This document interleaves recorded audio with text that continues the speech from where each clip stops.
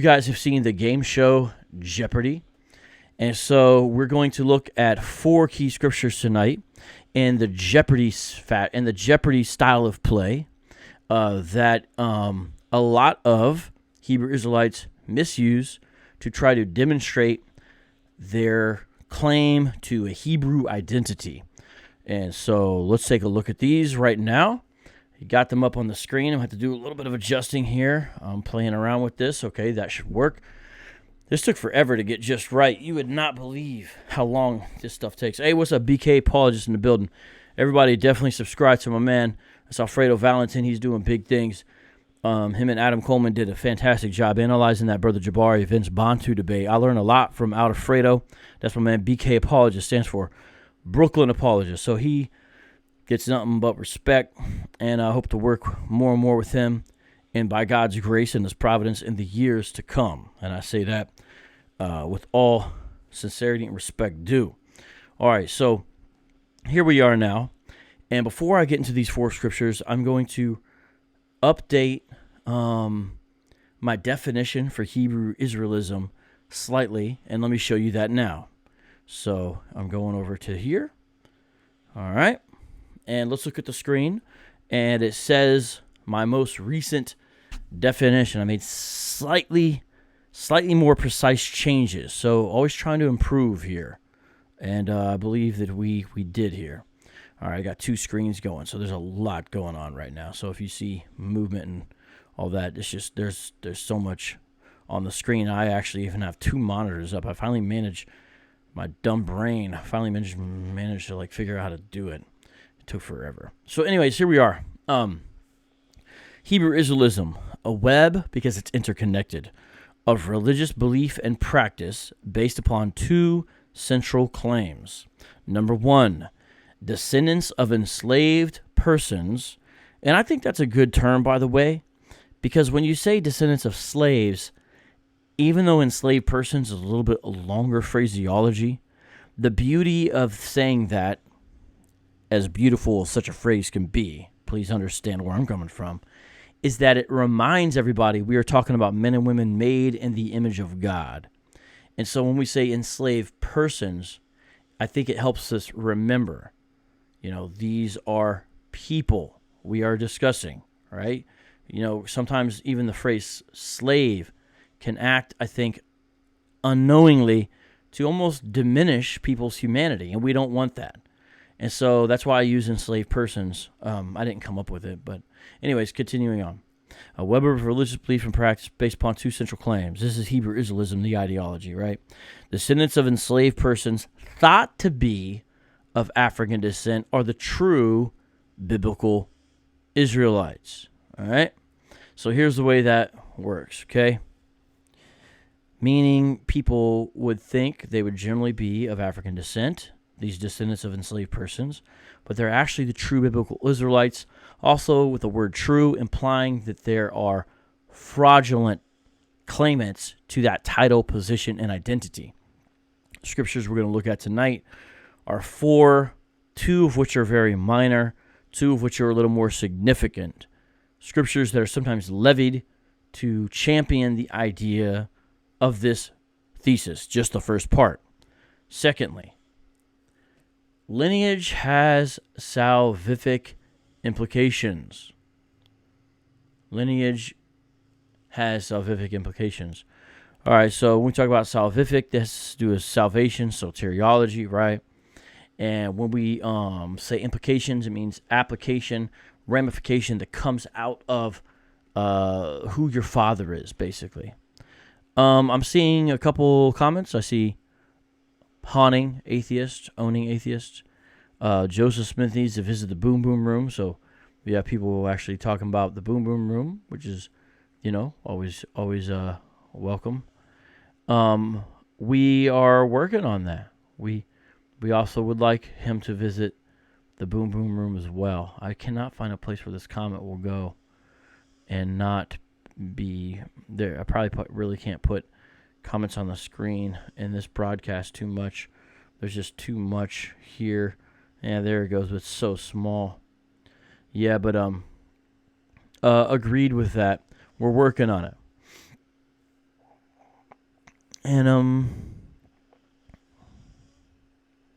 someone else made a comment. I was going to put it up on there. I can't find where it is. My bad.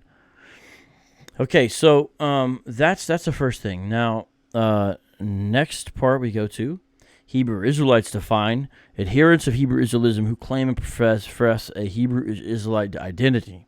It usually involves some form of religious practice and liturgy. And here's some examples of different kinds. All right, rabbinic Tanakh only, one West or one Westers, moderates, Hebrew Israelite syncretists. They join different religions such as Pan-Africanism. Even sometimes you see Islam and Roman Catholicism together with Hebrew Israelism. Christian Hebrew Israelites, I think that's self-explanatory. It's sort of a ladder of the other one. And, it kind of flows out of the other one. But we're not going to spend too much time really on this. I'm just doing this to kind of get the framework. Now, here is the screen I need to show you. Like I said, imagine it's Jeopardy. Now, we're not going to do all these, but we're going to do some. If you guys get enough freestyles, guess what? You get to take dope rhymes for $100, even though I'll really make it $50 for now. Actually, at the end of the year, I think I need to change it. But it's time now that you understand the rules of the game and you understand the category. We're just going to do the first category, which is Hebrew identity. It's time to play Hebrew Israelite Jeopardy with vocab alone, ladies and gentlemen. Are you ready? Hebrew identity. We have Leviticus 2:7 for $100 in that category. Genesis 49:27 for $200. Jeremiah 14:2 for $300. And Deuteronomy. Now, there's a typo on here. It's supposed to be 28, but Deuteronomy 28 for $400. It's not Deuteronomy 2:8. Okay, sorry about that. All right, so we're not going to be able to do these. If you guys like this series, we'll do some of these other categories at another time. But let's start off with this one. Now, this seems silly. It really does. But what I need to do is I'm going to just grab something off my phone real quick here to show you that this is a real verse really used. And, if you have your Bibles with you, I encourage you to turn there. I really like to try to get people into the Word of God, you know what I'm saying, and really make that a key part of what we do here. Oh, man, where is that? Okay, hold on, guys. I got to find this. I'm trying to show you. There, okay, there we go. All right, let me show you an example. Here's a Hebrew Israelite meme that actually uses this. Where'd it go? Hold on. Well, man, don't tell me it disappeared. Don't tell me it disappeared now. Give me a second here. I'm going to actually, I do have this as a picture, this meme, because someone who's a little more sophisticated would not use this as an argument. And I recognize that, okay? I recognize that. But the fact is, there's some pretty wild memes out there. And sometimes people would use this as an argument. So just give me a second. I'm gonna, if I can't find it in a second, you're just going to take my word for it. I don't want to. I'm not going to show it on the screen, but it's one of those things where after you say you're going to find it, then you kind of get upset if you can't, even though it's not a big deal. It's almost like you just want to prove to your phone that you can beat it. It's kind of like that right now, and I'm getting upset at my phone. Oh, come on, man. Come on. Don't be doing this to me. Don't be doing this to me. Don't be doing this to me. Don't you dare disappear on me. Don't you. Okay, finally, hater. Okay, I'm embarrassed actually to share this to a certain extent, but this is a real meme put out by a certain Hebrew Israelite I know, and it's not the only one, okay? Some of you, I understand, some of the Hebrew Israelites are going to say you never have used this, but some of you do. I wish this did not exist, okay? It's kind of based upon a stereotype, but this is a meme. It's called How You Know Israelites Are Black. It actually shows this This is embarrassing. A plate of fried chicken, and it says, "And if thy oblation be a meat offering, bake in the frying pan. It shall be made of fine flour with oil." Okay? Do you guys understand what's happening here? Do you guys understand what's happening? It's this meme. Actually, if you can't understand this meme, what it's trying to say, I actually don't want to spell it out because I don't really want to even say it because it's super lame. And I think it's a horrible argument, so we're not going to spend a lot of time on it. Charles Dickens. This is one. I remember you from before. We've had to time you out for comments like this. This is probably the last time I'm going to warn you. You just kind of come off the wrong way. Maybe you don't mean to, but I really want you to think a little more careful about what you say, okay? Moderators, let's give Charles Dickens a timeout. And if he's not able to kind of learn what works and what doesn't work, we're just going to go ahead and remove him permanently. Please delete his comment and please time him out, okay? All right, thank you. Thank you, moderators. Charles Dickens. It was the worst of times, Charles Dickens. It was the worst of times. Okay, I see a lot of Hebrew Israelites in the channel, but honestly, a lot of what you're saying is totally irrelevant. Oh, look who's calling me. Guys, should I pick it up? Here, let's pick it up. Adam Coleman, how nice of you to call in the middle of my live stream. What's up, bro? Hey, for real, bro? Yeah, I got you on speaker and everything, man. Want to say what's up to people? Oh. Hey, what up, everybody? Hey, I don't know if you're going to be awake in an hour and 20 minutes. If you are. Oh, man, yeah, I had texted. Yeah, I'm sorry, man. I had an emergency camera call. I was trying to figure out what bit rate to record on. I just figured I'd call you right quick. I didn't realize you was live streaming. Oh, man, you know what? I don't even know, actually. John says he doesn't know either. I know. Of course, he texted me after I called.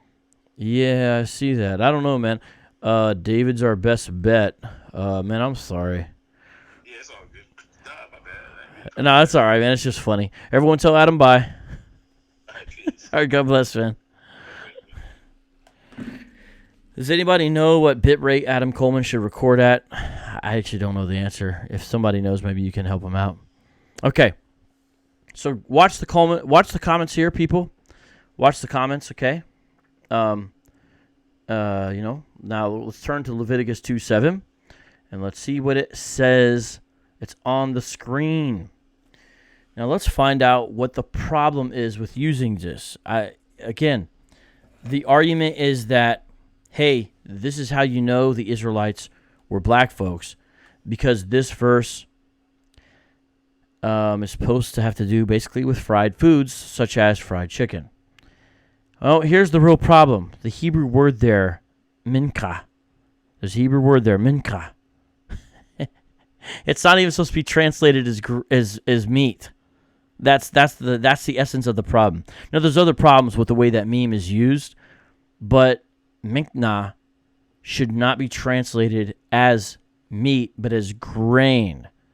And so that's why if you look in any modern translation, let me pull out the ESV real quick here. I'll show you what I mean. It doesn't do that. Now, sometimes the KJV, what it does is it translates anything to do with food basically as meat. Almost like an old English way to say something that you eat, I think is kind of the idea, my understanding. But let me read Leviticus 2, and this is why we don't hate on the KJV here, right? Yeah, Avarice, you understand it's baked bread here.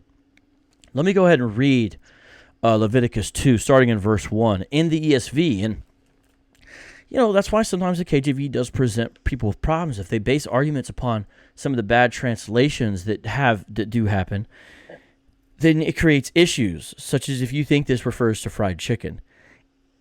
This does not refer to fried chicken, ladies and gentlemen. Leviticus 2:1, when anyone brings a grain offering as an offering to the Lord, his offering shall be of fine flour. He shall pour oil on it and put frankincense on it, and bring it to Aaron's sons the priests. And he shall take from it a handful of the fine flour and oil, with all of its frankincense, and the priest shall burn this as its memorial portion on the altar. All right, you following so far? A food offering with a pleasing aroma to the Lord. But the rest of the grain offering shall be for Aaron and his sons. It is a most holy part of the Lord's food offerings. Okay, now I'm in verse 4 of Leviticus 2. When you bring a grain offering baked in the oven as an offering, it shall be unleavened loaves of fine flour mixed with oil, or unleavened wafers smeared with oil. And if your offering is a grain offering baked on a griddle, it shall be of fine flour and leaven mixed with oil. You shall break it in pieces and pour oil on it. It is a grain offering. And if your offering is a grain offering cooked in a pan, it shall be made of fine flour with oil. And you shall bring the grain offering that is made of these things to the Lord. And when it is presented to the priest, he shall bring it to the altar. And the priest shall take from the grain offering its memorial portion and burn this on the altar, a food offering with a pleasing aroma to the Lord. But the rest of the grain offering shall be for Aaron and his sons. It is a most holy part of the Lord's food offerings. So, even if this was meat, which it's not, okay, because again, we've established the transliteration of the Hebrew word under discussion here is minchah, minka, in Hebrew. I just gave you the transliterated, so you could look it up if you desire to in some way. The word under question, even if it was, the Lord describes the aroma as pleasing to him. The reason is because Israelites are being obedient to him. That's what's pleasing, okay? And the only people who actually eat it are Aaron and his sons, not all the Israelites. So it wouldn't even work as a proof text anyway. Do you guys understand? But let me finish, because what you see is this whole passage is about that. No grain offering that you bring to the Lord shall be made with leaven, for you shall burn no leaven nor any honey as a food offering to the Lord. As an offering of first fruits you may bring them to the Lord, and they shall not be offered on the altar for a pleasing aroma. You shall season all your grain offerings with salt. You shall not let the salt of the covenant with your God be missing from your grain offering. With all your offerings you shall offer salt. If you offer a grain offering of first fruits to the Lord, you shall offer for the grain offerings for your first fruits fresh ears, roasted with fire, crushed new grain. And you shall put oil on it and lay frankincense on it. It is a grain offering, and the priest shall burn it as a memorial portion, some of the crushed grain and some of the oil with all its frankincense. It is a food offering to the Lord. So really, there's three types of baked breads mentioned here in verse 4, in verse 7, and verse 10. Here they are. There's some that are baked in an oven, verse 4, those that are baked on a griddle, verse 5, and those cooked in a pan, verse 7. And this is a holy offering, okay, this grain offering. So the remaining part goes to the holy priest. Do you guys see that? That's what's going on under discussion with this grain offering situation, right? And, you know, what would a grain offering usually be? Okay, usually it would be fine flour. This is, you can also look at Leviticus 6, 14 to 23 for more information for this. Fine flour, there's 4 elements: oil, second element, third, frankincense, and fourthly, salt. Again, we just read that in 2:11 through 13. They can be brought uncooked, see verses 1 through 3, or cooked, see verses 4 through 10. Now, the priest would not burn the entire offering, but only a handful, as the scripture just said, as a memorial portion. Then the grain offering would be offered with a burnt or peace offering, and probably served the same purpose as the offering itself, whether basically for petition or for praise.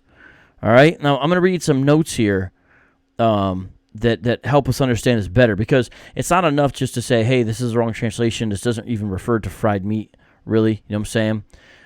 It's also good to understand the scripture in greater detail. And Ron Shields, Divine Prospect, I don't know if you guys see, he's making relevant comments, says anyone that says it's chicken is incorrect as well. And, of course, he is right about that, and then makes the good point in the comment, which, of course, is correct as well, that's why lexical. Sorry, the comment is a little small there, guys. I'm having trouble getting these comments, like, big as I would like. Man, I'm having a little trouble getting them the right size here, but I think you guys see the basic idea. It's very small on the bottom of the screen there. But it makes the comment that that's why lexical and contextual analysis is important. And that's true. All right? And so when we see that, I think that's important for us to understand and learn about. This frankincense would be costly. And what's the whole point? Notice it also says fine flour. The point of that, everybody, is that these Israelites have to give their very best to Yahweh. Their very best. And you see this language of remembrance later on, like in Psalm 8:3, and really it refers to the Lord's favor. And so it's as if the Israelites are asking for Yahweh to remember them, in a sense, in a manner of speaking, with favor as they make this petition or as they offer this praise. So that's what's happening here.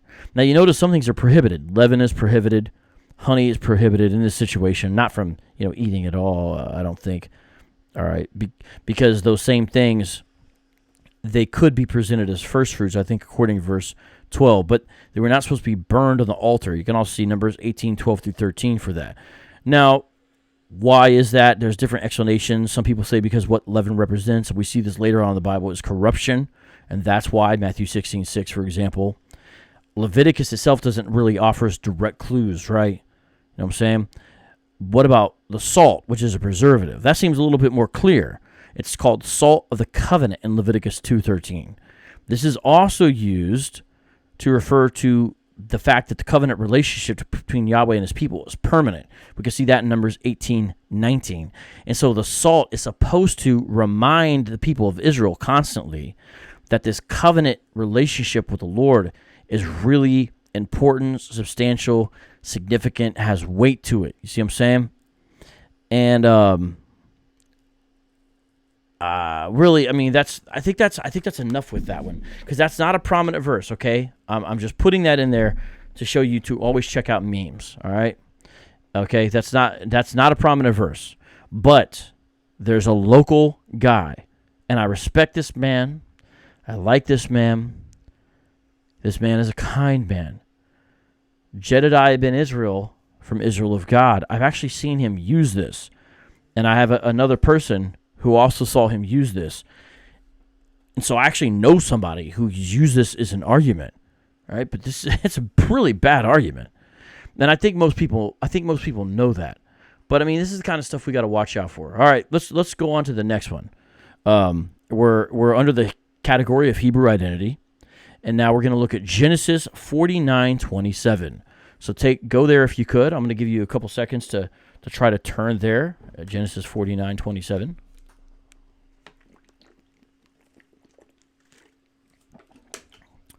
All right, and here we are in Genesis 49:27. I'm going to be reading from the King James Version first.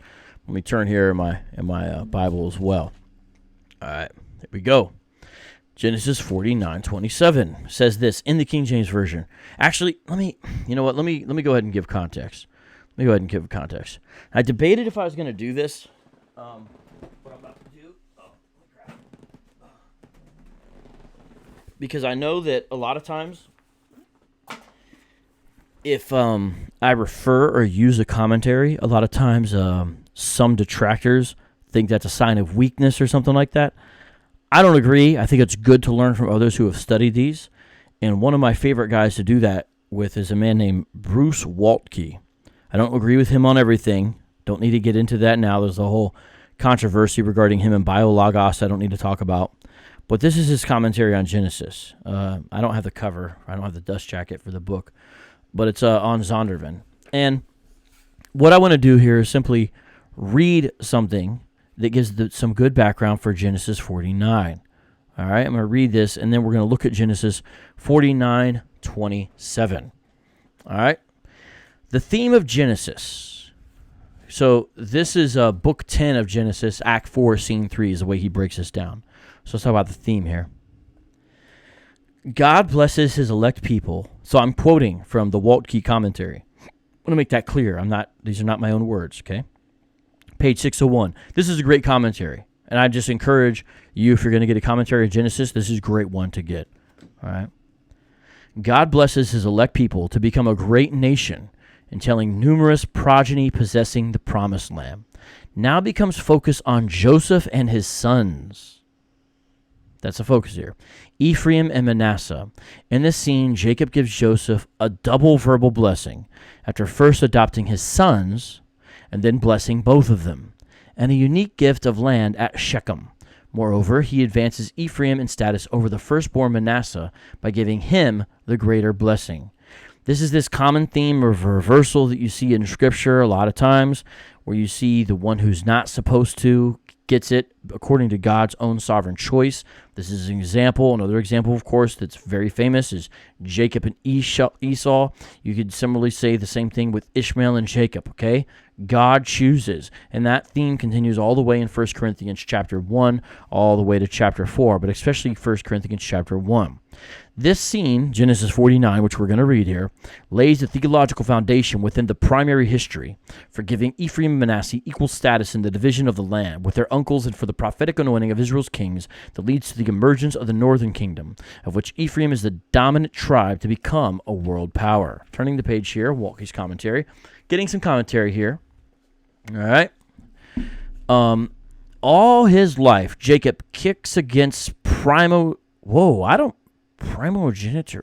Wow, that's a big word. I think this simply means firstborn. But look at this word Waltke uses. Primogeniture. Primogeniture. Wow, that's why I like reading guys like this. They challenge you to think. They stretch you. You know, it's really good. Even with the words they use. Against primogeniture right with God's approval. He literally kicks against it in his mother's womb, and God gives him dominion over his twin brother. Now in his dying bed, he twice opposes it with divine sanction, because he's switching the order here in Genesis 49. This is just the context. His preferential treatment of Joseph, giving him the double portion, and his preferential treatment of Ephraim, making his greater than Manasseh, reassert God's sovereignty to do as he pleases with his people. So similarly to what I just mentioned, all right? Continuing on here. Blessing.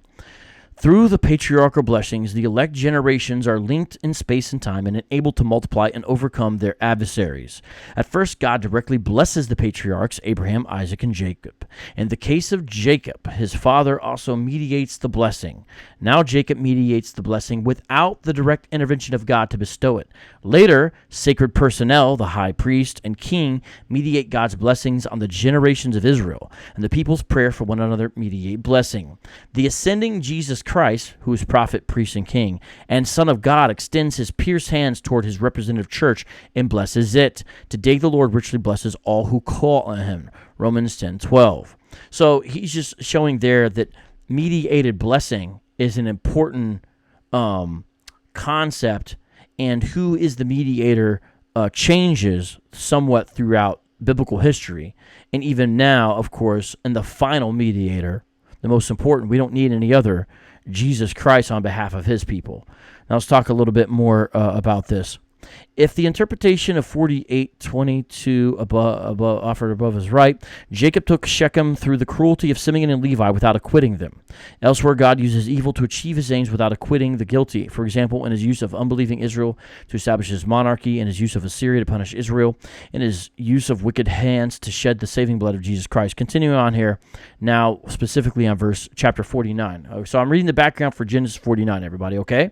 That's what's going on. Let's look at the analysis of this. This scene presents Jacob's deathbed blessings on the tribes of Israel. It is his third in a triad of blessings. On Pharaoh, 47:7-10, on Ephraim and Manasseh, 48:15-20, and now on his 12 sons. This blessing, the first sustained poem in the Bible, because there's poems before that in the Bible, such as Adam's poem when he sees Eve, but this is the first sustained poem in the Bible, Genesis 49. It's an important chapter, especially for one Westers, because they use it for the 12 tribes chart breakdown, okay? So this is why I'm doing all this, okay?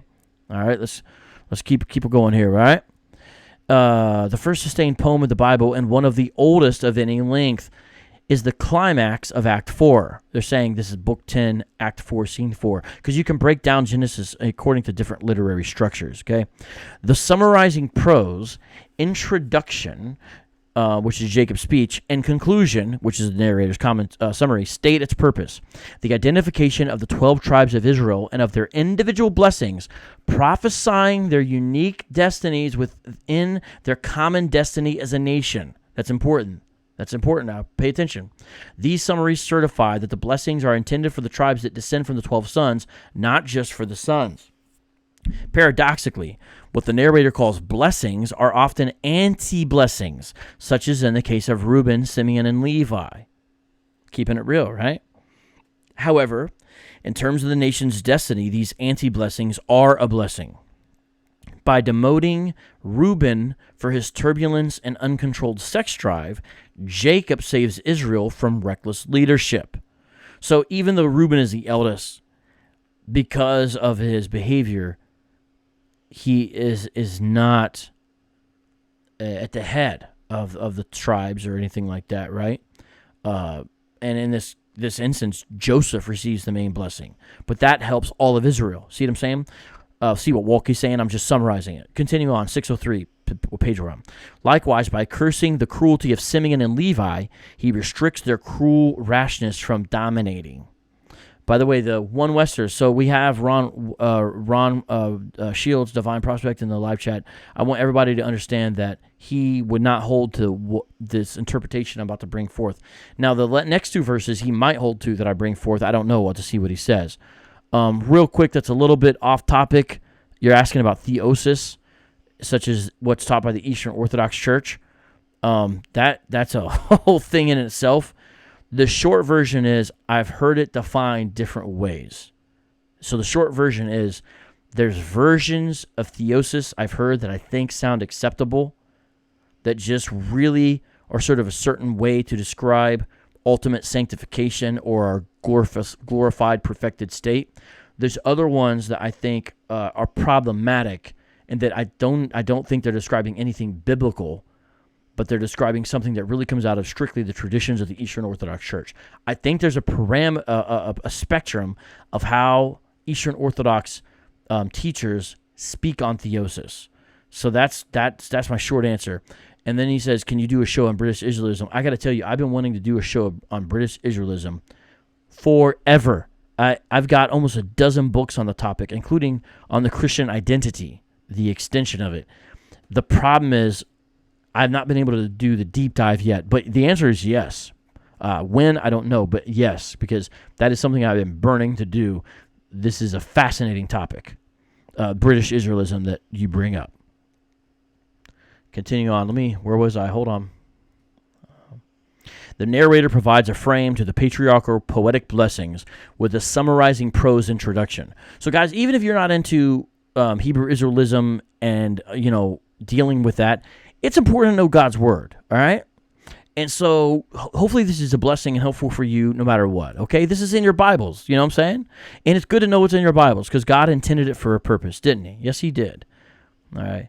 After a summoning poetic introduction to hear the blessings, Jacob arranges his prophetic blessings according to the mothers, placing Leah's 6 children and Rachel's 2 in the outer frame and their handmaid's 4 children in its inner core. So even the way Jacob gives his blessing is poetic. It's very beautiful.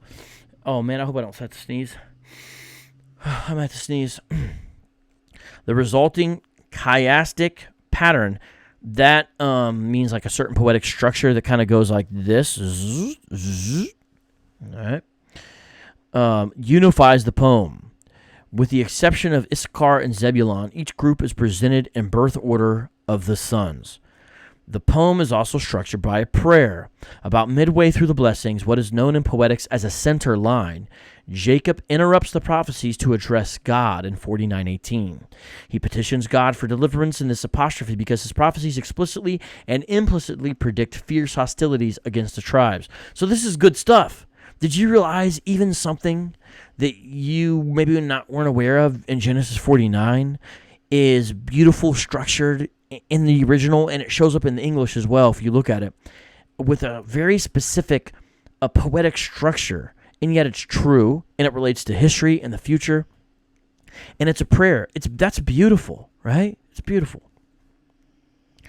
Because of the structure of the poem, Judah and Joseph cannot be featured at climactic conclusions. Rather, the poem peaks on Judah and Joseph in other ways. Now, some commentators have focused, if you've ever heard Genesis 49 preached on, most likely it was in relationship to Judah. That's probably the only time anyone's been exposed to this, if they have, because it relates to the Messiah as you get into it. And indeed, that's where a lot of time is spent. The 40% ratio corresponds to their importance in the preceding narrative and in the future narrative of the primary history. Second, Judah is promised kingship over the nation, and Joseph is named a prince among his brothers. Third, the disqualification of the first three sons from leadership clearly moves toward the glorification of Judah's kingship. Fourth, Judah is praised with the term usually reserved for God, and God is uniquely celebrated as the blesser in connection with the creation blessings poured upon Joseph's head. Now, I'm only going to read one more page, and then we're going to look at 49:7. I think it's important to have background, okay? 49:27, excuse me. We're going to talk about the naming, the symbolization, the catchwords, the comparisons, the contrasts, and the foreshadowing. Last part, okay? Stick with me, guys. Hey, what's up, K-Dub? Everyone subscribe to his channel. Gia, I hear you, but I do not agree. If I think I know what you mean, that BHI is a Me Too movement. I can't go with you there. I'm saying, but interesting comments in the live chat. The names Jacob and Israel occur 5 times in each in chapter 49, reflecting the weakness and strength of Jacob, Israel, and his son's future. The prophecies of praise or blame are skillfully built on wordplays with the names of the sons or comparisons to animals. So, for example, Benjamin is compared to a wolf. He's not the only one, but he is compared to a wolf. The names and or actions of the 12 sons portend the destiny of the tribes. Nomen est omen. Some oracles are linked by catchwords. For instance, brothers of Simeon, Levi, and Judah. Lies down of Judah and Issachar. Heels of Dan and Gad. Doe and archers of Naphtali and Joseph. The power of blessing and divine pronouncement has shaped the Genesis narrative. Jacob's life began and now ends with inspired prophecies. Did you catch that? What happens when he's with his father, Isaac? He gets the blessing. And now, here he is with an inspired prophecy for his sons. Even his life has an enveloped circular structure. An oracle announced his destiny, and now he announces the future of his descendants. Unlike Isaac, who transferred the divine blessing behind closed doors, creating rivalry and conniving between parents and siblings, Jacob gives his blessings openly, summoning all his sons to gather round. Wouldn't this have been a beautiful picture? It's almost like he's on his deathbed at this point, but it's quite a beautiful picture, this Genesis 49. The narrative of Genesis, which began with God's blessing of creation, now ends with Jacob conveying divine blessings on his children. See, that's important because Genesis 1, God blesses the creation. Now we're almost at the end of Genesis, aren't we? Yeah, we are. There's only a couple chapters left. And we have the beginning here of what is Israel. He is giving blessings upon who? His sons. So see how the command to be fruitful and multiply has been obeyed in a manner of speaking. And now you see blessing upon those who have been fruitful and multiplied, specifically though from this chosen line. It's quite a beautiful thing. The Bible is a poetic, beautiful book, isn't it? Sarna, now Nahum Sarna is a prominent commentator. He is not a believer. He's Jewish, but he is able to get deep into the text and sometimes has some very insightful things to say. So you'll find a lot of commentaries that quote Sarna. Sarna says, "It is fitting that the book of Genesis, which opened with the creative power of the divine word, closes with the notion of the effective power of the inspired predictive word of the patriarch." End quote. The blessings of creation become focused on the chosen nation of Israel, particularly on Joseph. The blessings upon Jacob's sons are meant for the tribes that stem from them. In this chapter, says Longacre, this is a common thing where commentators will quote other prominent, respected commentators, either to agree or disagree. We have a glimpse of the embryonic nation with the Judah and Joseph tribes destined to have preeminence in the south and north, respectively. That's important. That's important. These blessings will be explained in the parallel blessings of Moses, Deuteronomy 33, given at his death on the threshold of Israel's conquest of the land. Now, the only one I'm going to flip to here is 49:27, okay? But then I'm going to put it down, and I'm going to tell you what only one Westers say. I'm not aware of any other Hebrew Israelites, okay, who would go along with what I'm going to tell you just now. But it's important to understand how to deal with these things, because some do. Now, remember, the category we're in is that of scriptures that are used to prove identity. The first one was used as a general thing for identity for Israelites. This one is specific to Benjamin. All right, let's take a look at it. Benjamin shall raven as a wolf. In the morning he shall devour the prey, and at night he shall divide the spoil. All right, so I'm going to go ahead and turn here to Genesis 49:27. And the ESV, because right now I'm using the King James Version, because that is what they would, tend to use. Okay, so here we are, Genesis 49:27. Shout out to the live chat. I see you guys in the live chat. I just can't comment right now, but I see you. I want to give you a shout out. I see everyone in the live chat making moves and talking and all of that. So shout out to y'all, okay? Genesis 49:27. And the ESV says, Benjamin is a ravenous wolf, in the morning devouring the prey, and at evening dividing the spoil. And so you see the proper understanding, at least heading in the proper direction, right, is that here Benjamin, so remember he's the youngest, this is Joseph's full brother, is described, it's almost like his spirit animal is a wolf. You know, people like to talk about the spirit animal, which is kind of weird to me, but hey, whatever. And so through this, what Jacob is essentially doing is sort of a cryptic prophecy about some of the characteristics of the descendants of Benjamin, that they will be aggressive warriors. That's what this is saying. And here's what's so wild. This is divinely inspired. How do we know that? Let me take you to 1 Chronicles chapter 8. I'm going to 1 Chronicles chapter 8. I'm going to read verse 40, okay? Keep in mind what's on the screen.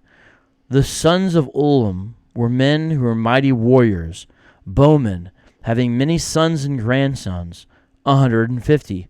All these were Benjamites. Do you see that? Let me show you one other place here. That was 1 Chronicles 8. Now let's go to 1 Chronicles 12, okay? Let's go to verse 2. All right. I'll start with verse 1, actually. Now these are the men who came to David at Ziklag, where he could not move about freely because of Saul the son of Kish. And they were among the mighty men who helped him in war. They were bowmen and could shoot arrows and sling stones with either the right or the left hand, so they're ambidextrous. They were Benjamites, Saul's kinsmen. So, just two examples, right? Just two examples where you see this makes sense about what this is saying. That the Benjamites as a whole will be aggressive warriors, all right? So, aggressive warriors. Benjamin shall raven as a wolf. The morning he shall devour the prey, and at night he shall divide the spoil. Guys, again, remember, this isn't just about Hebrew Israelism. What this is for us to better understand Scripture. And so we should care about this. Because what I just showed you, what I just read, hey, shout out to my man Sean Gregory for the super chat. Could you talk about the Trinitarian belief versus oneness in relation to the atonement and why it was necessary for Christ to take upon flesh? Yeah, I can, but I cannot do it right now. D-News Jamaican, which the one Westers would identify as a Benjamite, which I'm going to get to in a second, and she says she's not an aggressive warrior. I don't know, D-News. I've seen you sometimes. I don't know. Maybe you are. Shout out to Miss Titus, too, by the way. I saw her earlier. Shout out to Nate. Who else is up in here? What's up, Basic? What's up, Roman Israel? What's up, Corinth? How you doing? What's up, Yasher Israel? What's up? What's up, everybody? All right. So, what I just read you is prophecy fulfilled.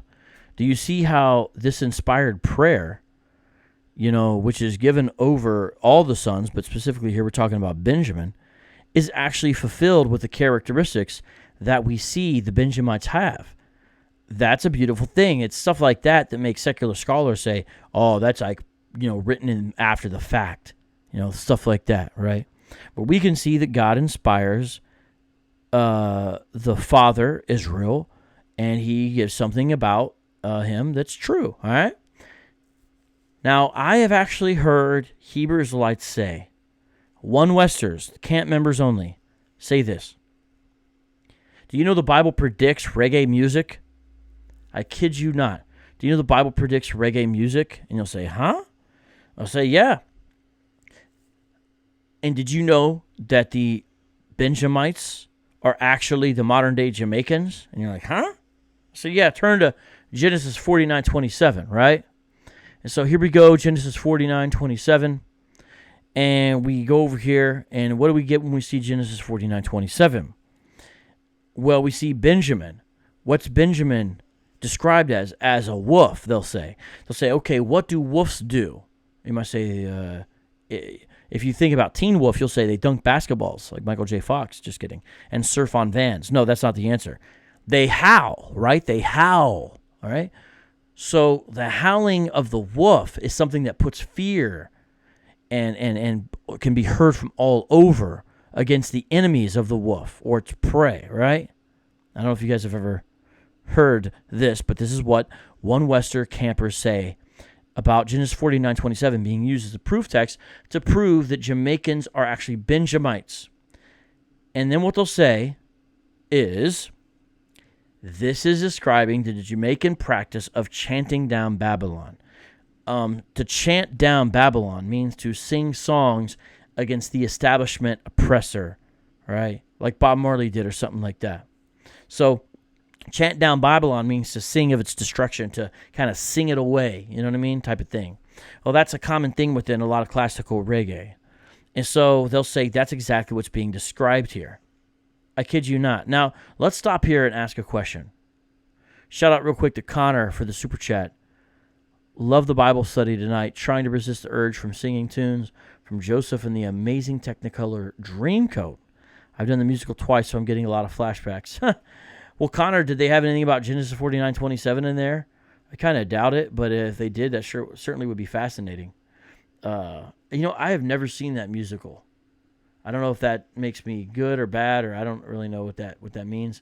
But honestly, I have never seen the musical that you're referring to. Now I know what I've seen it build, but I've never actually seen it, for better or for worse. So, but thank you for the super chat. All right, so does this text say anything about the wolf howling? No, it says it's ravenous. That means the wolf is hungry, that it wants to eat. It doesn't have anything to do with howling. In fact, that's what the whole passage is about, because it's throughout the night that it's hungry. Then in the morning it devours its prey. In the night it divides the spoil among the rest of them. Right? Now remember, it's not really talking about a wolf. It's talking about the Benjamites. All right? So here's a brother, Judah the Lion. He is saying, but they do sing about death to Babylon. So I believe that the man in the live chat is actually, showing you guys that I'm not making stuff up, that One West Hebrew Israelites really do use this as a proof text to try to prove that Benjamites are actually Jamaicans. Now let me ask you something. Judah the Lion. I assume you believe you're of Judah because you said they, and so I assume you don't think of yourself as a Benjamite. Let me ask you something, Judah the Lion. Where does this say anything about singing or death to Babylon? I know Jamaicans. Well, see, that's a stereotype. I know that reggae artists, as part of some of the traditions of some reggae artists, I know that they chant down Babylon. I literally just said that. No one's disagreeing with that. The question is, Judah, what does that have to do with this passage? In fact, if I wanted to go ahead and be like a British Israelite, you know what I could say here? Oh, no, this describes yodelers. Because yodelers, I don't know a lot about yodeling, so I'd have to learn about yodeling and make some junk up, you know what I'm saying? But I could do this whole thing, Judah the Lion, where I try to say that this is actually about yodelers and yodeling. And my question would be to you, this is Judah the Lion, how could you prove to me that this passage is not about yodeling? If I wanted to say this is about yodeling, how would you demonstrate that it's not about yodeling? See, it just becomes this battle of totally capricious interpretations, totally detached from the text. Because for this to be correct, that means all of Israel's history, this chanting down Babylon was irrelevant. Unless you think reggae always existed? Is that what you think? I don't think that's what you think. You see what I'm saying? If you're going to put this forward as interpretation, you have got to give us evidence. So Judah the Lion is saying, who else chants down Babylon? Literally. Judah the Lion, no one is disagreeing that that's part of certain aspects of the reggae or Rastafarian or Jamaican tradition. I'm the one who brought up the point. You know what I'm saying? But what I'm asking you is, what does this have to do with the text?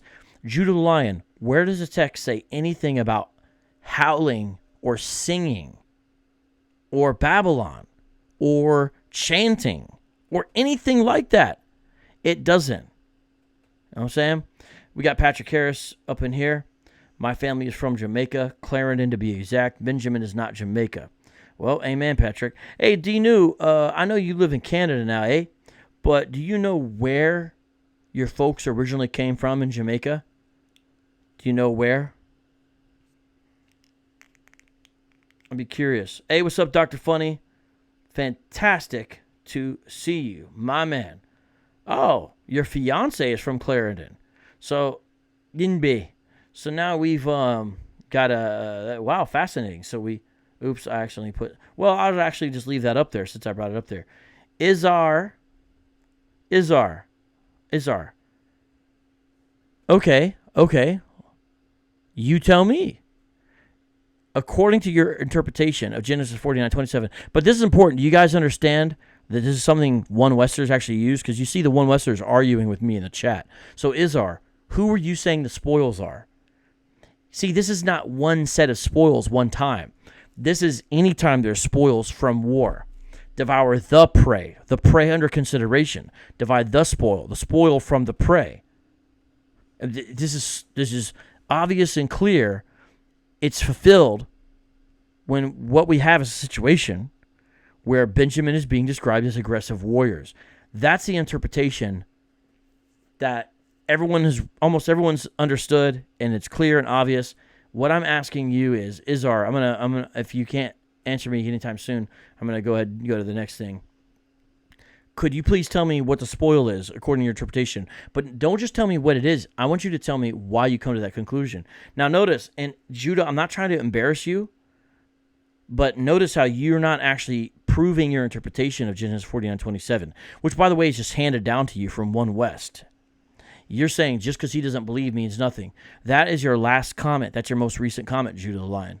Judah the Lion, if you have good reason for explaining to me why Benjamin definitely demonstrates that Jamaicans, or Genesis 49:27 definitely demonstrates that Jamaicans are Benjamites, please tell us why. Okay, Izar is offering something. Let's check this out, Izar. Put your comment on the screen here. No. I'm asking you, Mr. Breaking Down Scriptures. Genesis 49:1, and Jacob called unto his sons and said, gather yourselves together, that I may tell you that which shall befall you in the last days. Okay. So do you guys see this? So he's trying to say this only applies now to the end, and that's why it could just be only the Jamaicans. Do you guys see that? So this is fantastic because you're not actually giving an interpretation. You're not proving your interpretation. You know what I'm saying with this? Because so now you're changing Judah. You're changing the subject. Why don't you defend your interpretation instead of asking me who is Judah today? Come on, guys. You could do better than this. It's like you guys are parrots of each other. I don't even think you know you're asking the same thing. Izar says, who is Benjamin in the last days? Okay. Okay. let me show you what he's referring to there in Genesis 49:1. It's the very first that you shall have into. Yeah, see, that's part of the problem again.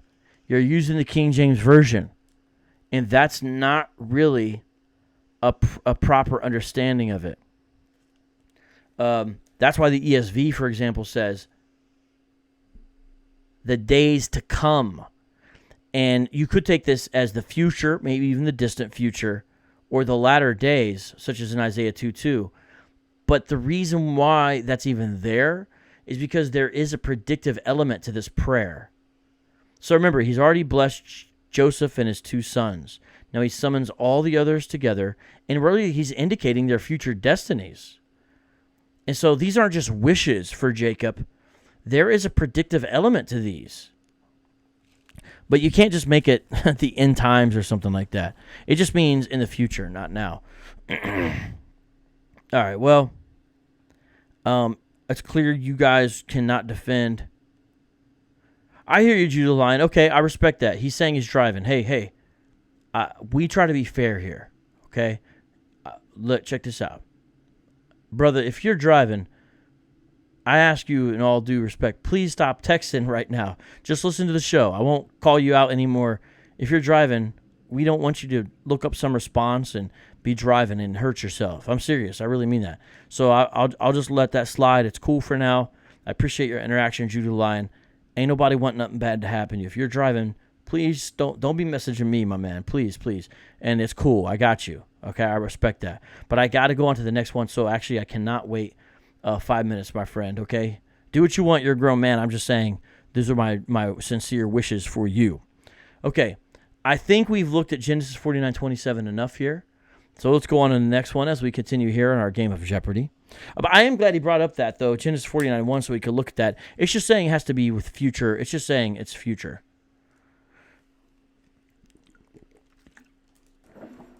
All right, so the next category, or we're still in the same category of Hebrew identity. Now we're going to go to Hebrew identity for 300, Alex. Jeremiah 14:2. Jeremiah 14:2. All right, turn your Bibles there, unless you're driving. Don't do it if you're driving, everybody. Know what I'm saying? By the way, you can actually see a fascinating example of what we just finished. Josh White, I believe that's his name. Josh White debated an ISUPK member. I don't actually know what camp he was from. That's about 2 years ago, maybe. I don't know. But in it, he actually says, the ISUPK member says to Josh, he says, Paul was a Jamaican. I thought that was an incredibly anachronistic way, you know what I'm saying, to deal with the passage. Paul was a Jamaican. Okay, I see GMS contrition is key. Says vocab only addresses things that he thinks he has an answer. Well, I try to start with things I've studied first. That's true. But I'm going to tell you, this is all sincerity. GMS contrition is key. This is in all sincerity. I plan on trying to study everything. I don't mean everything under the sun. What I mean is, as long as the Lord lets me live, every claim you make, I'm going to try to learn about it more, study it, and track it down. So there's a lot of stuff I haven't got to. But as long as the Lord lets me live, I'm literally going to track down every single claim you make before I die. I'm not joking. Now, the Lord can change things. He's in control, not me. But I'm just saying, as long as I'm around, every claim you guys make, I'm going to look into, and I'm going to revisit and redouble and gain more understanding every time. And so I do try to talk about things that I know about more. So let's see what you want to do with Jeremiah 14:2. I will interact with you if you make relevant comments. If you only do like little pot shots, you know what I'm saying, like you might be headed that direction. If you want to actually interact, I will look at your interpretation, and I will treat you like a man and speak to you like a man if you're down to go down that route. If not, that's cool. You know what I'm saying? No sweat. Everybody's not in that type of mode right now, so it's no big deal, all right? So here we are. Let's look here, Jeremiah 14:2. Again, this isn't the King James Version because that's what they would use, but I'm going to go to a better translation after I'm done with this, okay? All right. Judah mourneth, and the gates therefore languish. They are black unto the ground, and the cry of Jerusalem is gone up. Now, how is this used, ladies and gentlemen? How is this used? If you put yourself inside the mind of a Hebrew Israelite, and this was used almost across the board. This one's used almost across the board. So let's find out what's going on here. The way they try to use this is they say, well, look, Judah is black. Judah is black. Now, this is an interesting game that these guys play when they use this passage this way. Here's why. They'll say it's not about color. It's not about color. And then they'll tell us Judah's black. The Bible proves it. So all of a sudden, according to this misinterpretation of the verse, you literally would be the black Hebrew Israelites. You know what I'm saying? At least the black Hebrew Judahites, I guess. You know what I'm saying? That's the way they try to use this, to try to say, look, this is referring to Judah. Judah's black, right? All right.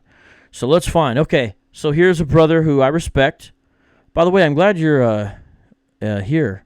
Renzo Robertson.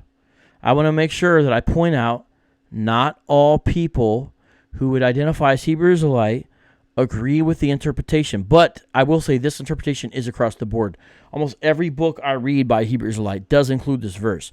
Now, I know it's fallen out of favor with a few people. Okay? And so, Renzo, I want you to read his comment. I want you to read his comment there on the ground, underneath. See his comment? So I want to put that out there, okay? All right. So a GMS Contrition is key says, what is the word black in the Hebrew? What is the word black in the Hebrew? All right.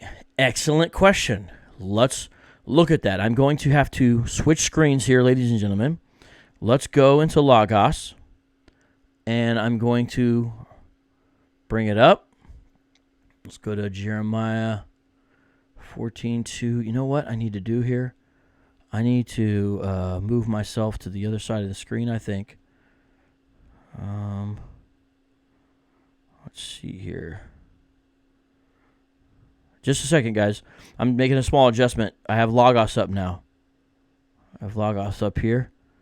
And I'm going to be interacting with the man's question on the screen here in a second. All right. Man, this is taking a little bit. Just give me a second. I'm just trying to get this right here. Okay. Now I'm going to answer your question, but I'm going to delete it so it's kind of in the way. Okay. Great question. Let's go and let's look at the underlying Hebrew. Now, first, we're going to read a different translation, okay, from the ESV of Jeremiah 14:2. Okay, so here we go. It says this, Judah mourns and her gates languish, and her people lament on the ground, and the cry of Jerusalem goes up. Now, you notice the word black is not even there. Now, obviously, the Hebrew word is still there. What is the Hebrew word? Under question. All right. It is lament. It is lament. That's the Hebrew word under discussion. It literally means, in its short, kind of quick definition, to mourn or to grieve. And I usually hear the Hebrew Israelites pronounce it as Kedar, but I think it's a little more correct, if my understanding is correct, to say Kudru, I believe. Kudru. I believe that's more accurate. Yeah, so here we are. We're on the word there. All right, you see it. Okay. Now, I want to show you something very important. Okay, everyone follow me, okay? See, here I am in the top of the thing. And remember, I'm on the ESV. This word in the King James Version says, they are black unto the ground. It doesn't say her people lament on the ground. Now, that's Hebrew Israelites would say that's an example of modern translations try to get rid of us. Now, but let's look. Let's find out what's here. See lament? We're going to go down here, and we're looking at the bottom of the screen. Do you guys see it? I'm going to show you something massively important. It's this right here. Now, I've got to say, I don't know if you know what's happening right now, but to the Hebrew Israelites who want to use this as a proof text,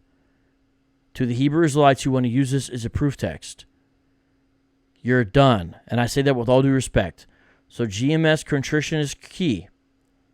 I understand that you're reading from the Strong's Concordance, but I want you to understand what I'm pointing at.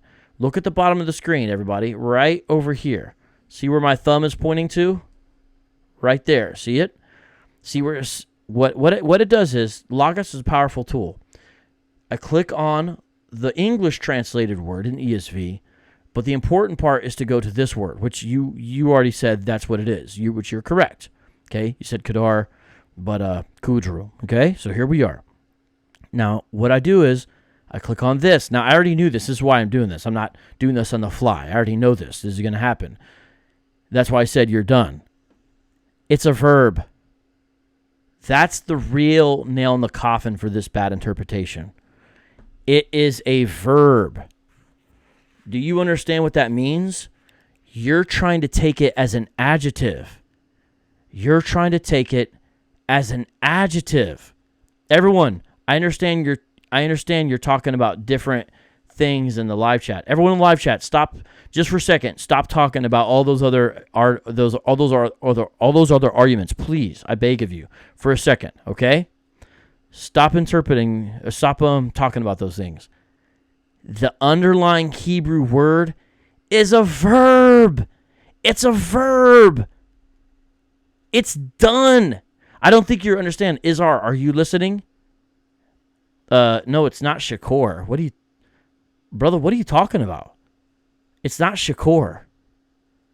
Maybe you're saying this off of memory.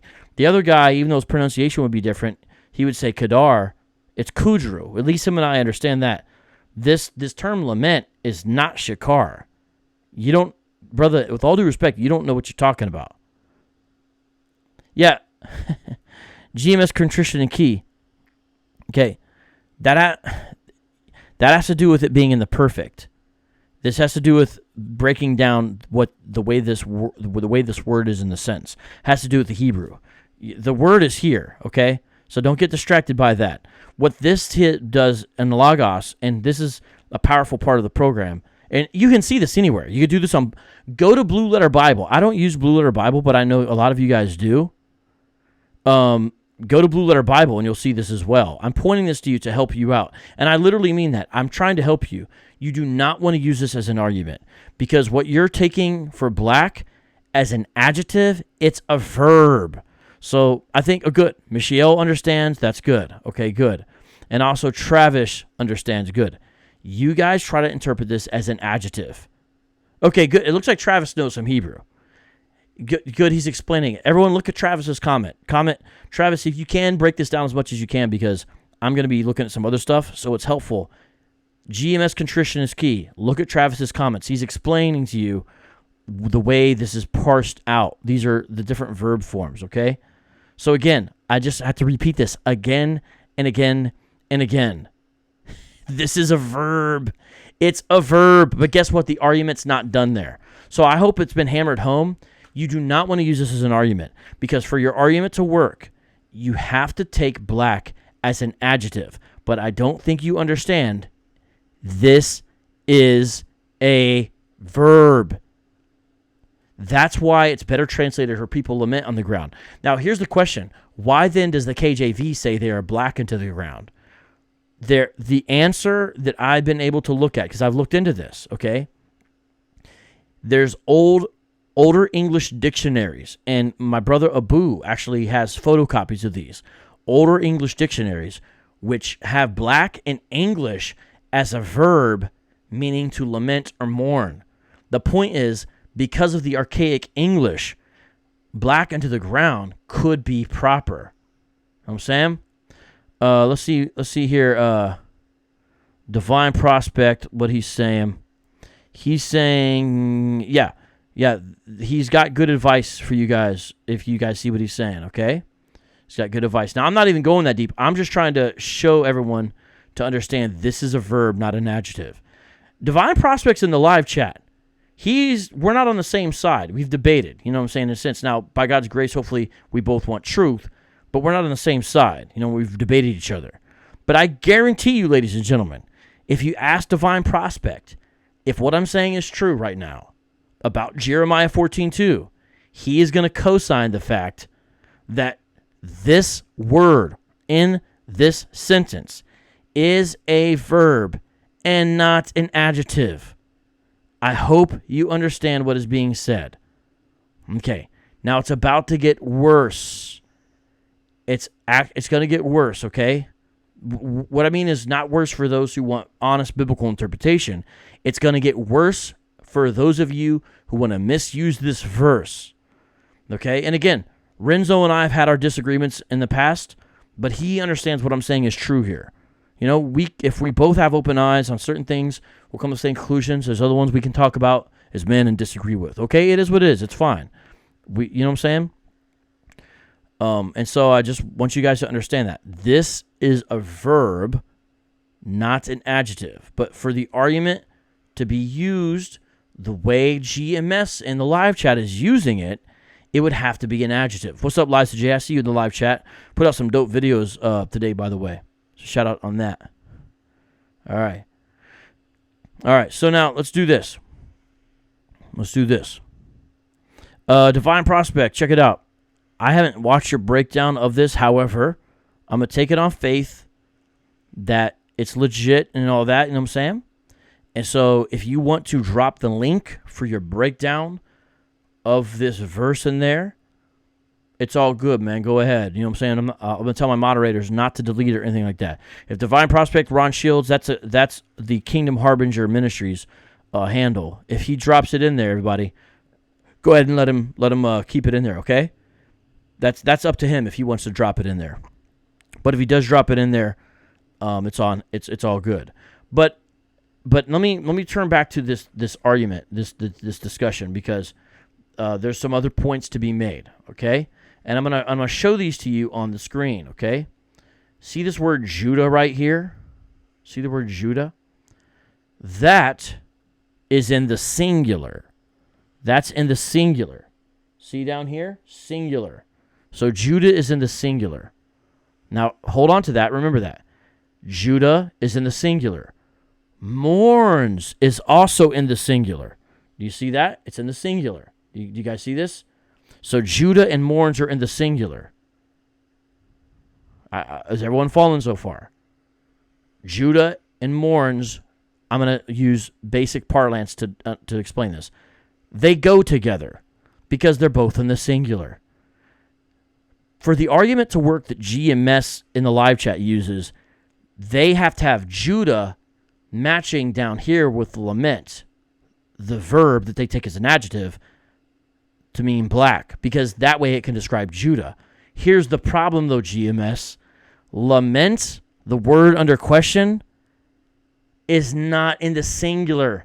It's in the plural. Now, we should all remember from basic grammar that you've got to match. You know what I'm saying? I am, I are. That doesn't go, right? It's she is, she are, singular with plural. You got to have these verbs and nouns match up, right? So guess what? When you go to Gates, guess what? It's in the plural. And languish, what's that in? It's in the plural. Are you guys following? This is very important. So Judah mourns, singular. Gates, languish, plural. Guess what else is in the plural? Lament. Now, what does this show you? That this word that you take as black, kudru, it's not even talking about Judah in the first place. It's talking about the gates being black, because that's the way the verbs match up with the noun. These are in the plural. This is just facts. Look it up in Blue Letter Bible if you don't believe me. Now, okay, Izar asks an interesting question. I respect your question, Izar. I respect your question, Izar. He asked, what about her people? That is a fair question. Now, remember, we're looking at the ESV. The ESV supplies her people. My point is, her people's actually not in the text. I'm going to show it to you in a second, okay? When I go on her people, remember how everything here goes down to the interlinear section of the Hebrew and gets into the Hebrew underneath the screen. Do you see this, her people? The translators are supplying her people, but it actually is not in the Hebrew text. Do you understand that? They're supplying it because here's why. They're taking gates, languishing, basically as a personification of the city itself in mourning. So Judah mourns, simple enough, plain enough. But then it starts to get poetic. Gates languish. Now, what does that mean? Does that just mean they're wasting away? Does that mean the gates are just wasting away? No, that's not what it's saying. This is personification. Jeremiah is utilizing personification. Now, I hear you, O Majesty Queen Anne says, we respect the KJV, not whatever you're using.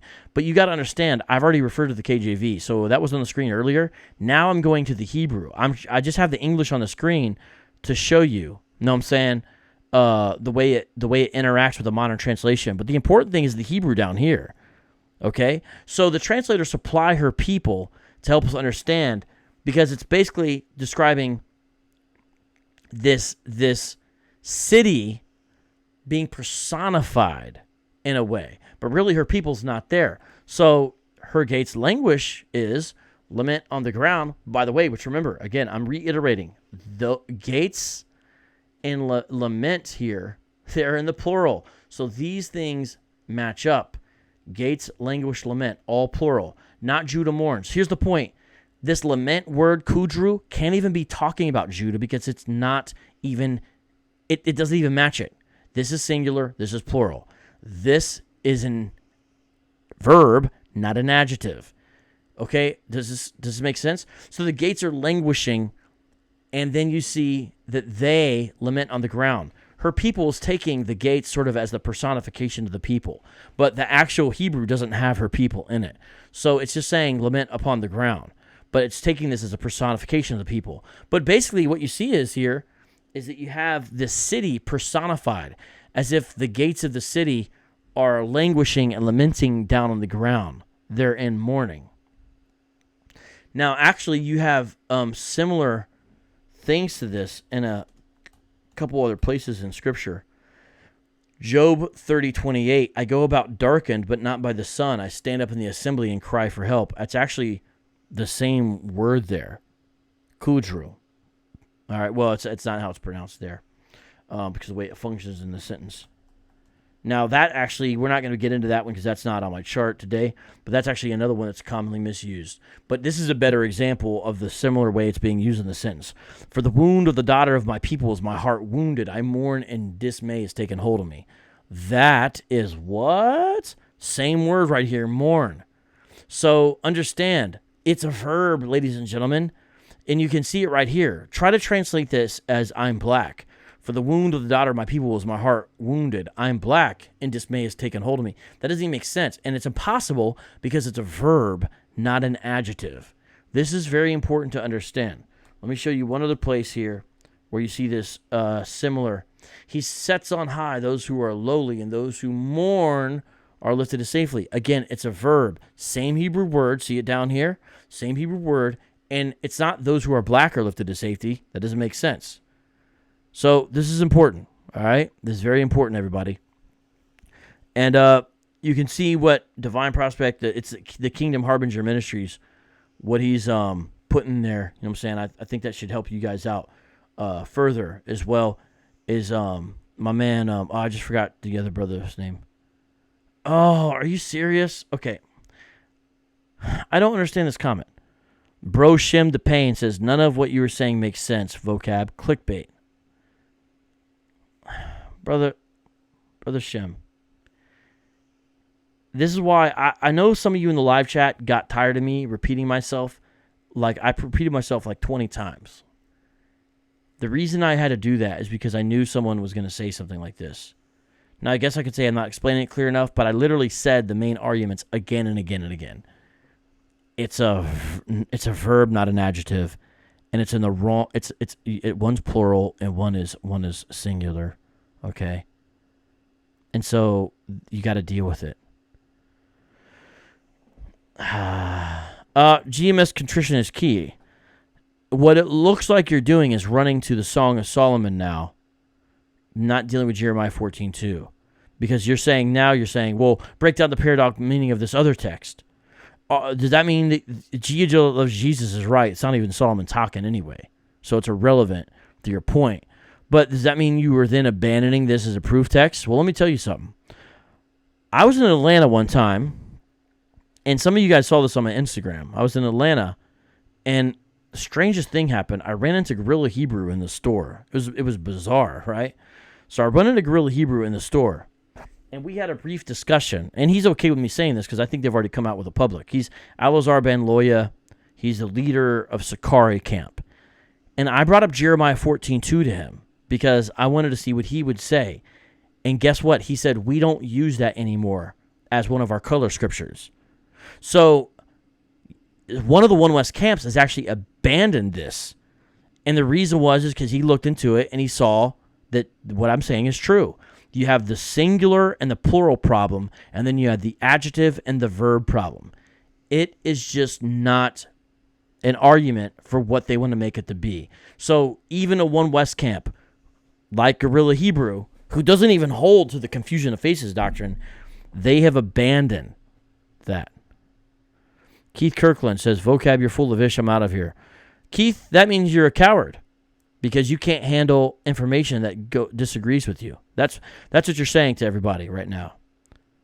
You know what I'm saying? Because this is just facts. This is not BS. The information is attested even by people who agree with you. So, Keith, I take you to be a coward because you're running away because you can't handle contrary information. Now, notice GMS Curtitionist Keith is playing Hebrew hopscotch. Instead of dealing with what's on the table, he's telling everyone to go read Revelation 1:13 through 15. Now, we're going to deal with that in the future broadcast, but I've already dealt with that numerous times, but I'll deal with it again. All right, so we got some real issues here. Guys, you've got to come with stronger arguments. You've got to come with stronger arguments. I'm talking to people, boning out and stuff. I mean, look. It's right here. It's a verb. You see it? It's a verb, not an adjective. It's a verb, not an adjective. It's a verb, not an adjective. It's a verb, not an adjective. So again, notice Isaiah 58:1. Brother Shem wants us to go to another scripture. All right, so let's go over here now. I think that is done with. I think most people can see, that's not a good argument. So let's go to our last one of the day. I don't know how much time we're going to have to do. I've dealt with this in other contexts. We've already went an hour and a half. Okay, we do. I don't know. Okay, it's Deuteronomy 28:68, the last identity scripture that I was going to get into and mention today. Most of you know this. It's Deuteronomy 28:68. It's the last one that I was going to deal with today. Let me see here. What should I do? We're going a little bit long. So, guys, I need to know, what would you have me do? Because we are going a little bit long. Let me fix this around here. Maybe we can just say something a little bit. I won't be able to do it justice, but I think I can say a little something here. Okay. I think. Okay. Let me do some rearranging here of the screen though, real quick here. All right. Wow. I'm this late. I'm surprised this many people tuned in, but I'm glad that you did. I'm glad that you're here. Okay, I'm going to say something then about this. It looks like people are interested in me saying something about this right now. Okay. So let's look at a few things here. Deuteronomy 28:68. Reading in the King James Version. The Lord shall bring thee into Egypt again with ships, by the way whereof I spake unto thee. Thou shalt see it no more again, and there ye shall be sold unto your enemies, for bondmen and bondwomen, and no man shall buy you. Deuteronomy 28:68. Okay. All right, now so let's look here, and let's go ahead, and we're going to go back into Logos, and I'm going to lock down the screen, and I'm going to go back into Logos, and what I'm going to do here is I am now going to go to Deuteronomy 28. Okay, Deuteronomy 28, and I want to give some context to the passage as a whole. Okay. All right, let's do that. Okay. So here we have Deuteronomy 28 on the screen, and if you look at it, the first, how many verses, everybody? Notice it's not that many. It's only up to verse 14. The first 14 verses of Deuteronomy 28 are blessings for obedience. Now, here's where we're going here. Tonight, we've covered 3 scriptures that some Hebrew Israelites use to try to demonstrate their identity as Israelites in some way. In the first case, the fried chicken verse, Leviticus 2:7. In the second, we have the situation of Genesis 49:27. And in that situation, we have one Westers who use it to say that this means Benjamites are actually Jamaicans. And then thirdly, we dealt with Jeremiah 14:2, which we saw the major problems with that, and people have dropped that. And now here we are in Deuteronomy 28. Well, I'm fascinated. I am fascinated by this. Okay, Divine Prospect, I didn't know you were going to be here tonight. I'm glad you are, and I got to tell you, I'm surprised. So I'm going to put this on the screen. I did not know that you felt this way. Now, I have heard you say that, hey, we can use other verses. We can use other passages. I've heard you say that, okay? So I recognize that, besides Deuteronomy 28. Because now here we are in the last one that Hebrew Israelites will commonly use, and everyone's not going to agree with him on this. He's saying he thinks that this verse, that people need to stop using 28:68. And he makes a point that I was about to bring up. So I'm just going to put what he says on the screen. He's beating me to the punch. I was going to deal with some other stuff first, but since he's already there, I'm just going to go with where he is right now. He is correct. Do you read what's on your screen? Hit full stem. The verb to sell. And now watch. What he's going to do is tell the truth about how this should be translated. Now, Deacon, I see you in the live chat, but do you have anything else to contribute besides shaking your head? I hope that you have something greater to contribute besides shaking your head. If all you're going to do is shake your head, why not just shake your head in silence? You know what I'm saying? And I say that with all due respect, but what's the point, bro? For real. Come in here. SMH. That's all you got? You know what I mean? Now, Divine Prospect is correct about this. I am surprised. I did not know he was going to say this. He is correct. It should be translated as they will offer themselves. Now, again, I was going to do some other work in here before we got down to that specific verse, but I'm going to go Deuteronomy 28:68 right now because he's bringing it up, and so I'm interact with the live chat as best as I can. Okay, like I said, there's a bunch of other stuff I was going to get to, but now here we are. So what he's saying is actually reflected in high-quality modern translations, which are different than the King James Version. If you remember, I already put it on your screen what the KJV says. Now, I'll read it to you, okay? I'm going to read it to you so you can see, so you can compare and contrast. The King James Version says, "There ye shall be sold."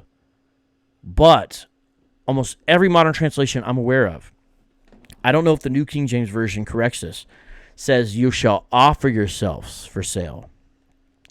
Something like that is the correct translation. And we got, someone co-signing that. So that's fantastic.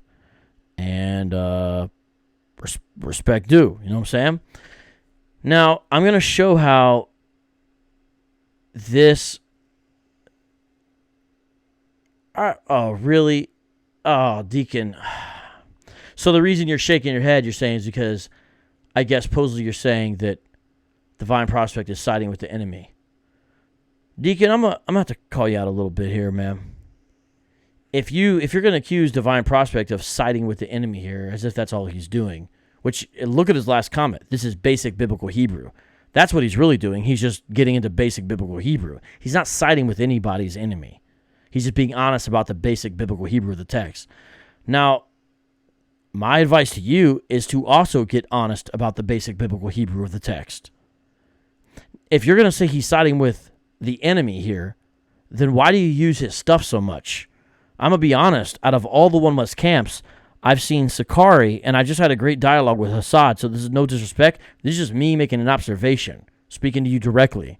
The camp I've seen rip off Ron Shields the most without giving him credit is Sakari. I've seen you borrow versions of his arguments against the Pauline writings. I've seen you borrow arguments from him all day long. I don't know if I've ever heard you give him credit. Now, maybe you have. If you have, I missed it. But for you to come on here and say he's siding with the enemy, well, why do you always borrow his arguments then? If you think he sides with the enemy, maybe stop borrowing his arguments. You know what I'm saying? Just being honest. Be honest. Being honest there. All right? Just saying.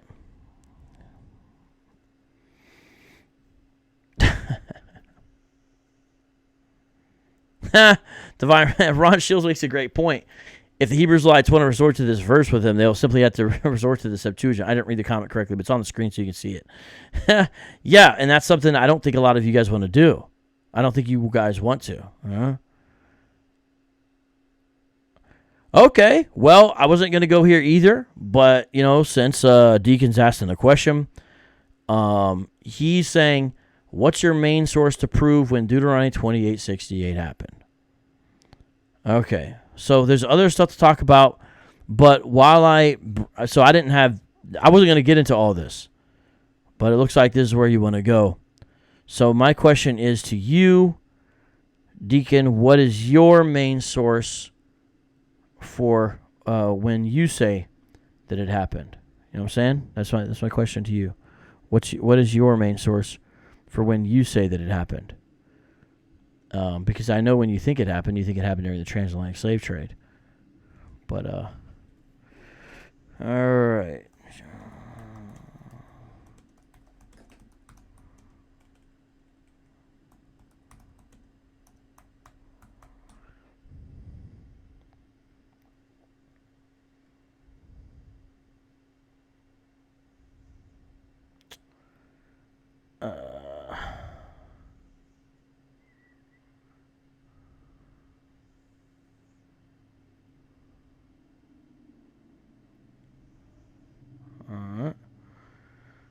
All right.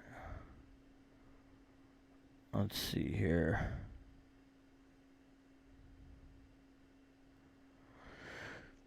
Okay. All right.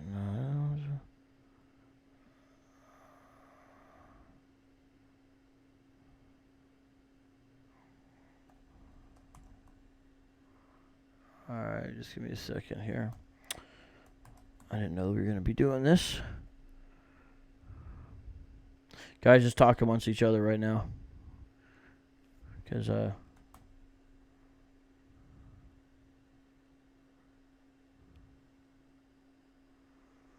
okay. Okay, well, I guess, we'll go to this source first. And then we'll go to a second source I have here. It's really what you want to do. I wasn't going to get into these, but if you really want to do it, I guess we can. It's fine with me. Let me just, I'm going to bring up these real quick. What I'll do is I'm going to show that we don't need to leapfrog to the transatlantic slave trade for this.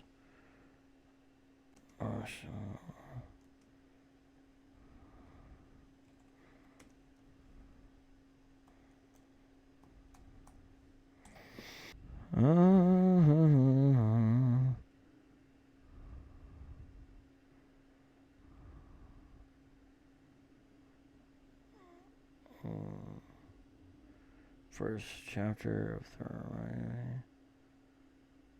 All right.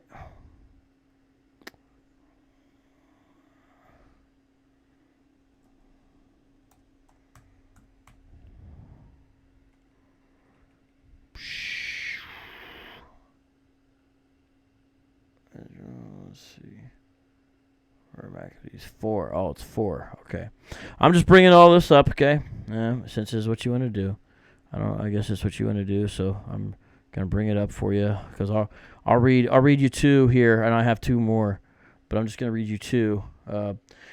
Hakah, since that's what you would like me to do. I don't really know why you'd want to do this, but I guess if that's what you want to do, I guess it's what we'll do then. All right, so we're going to look at 2 different ones here. First, we're going to look.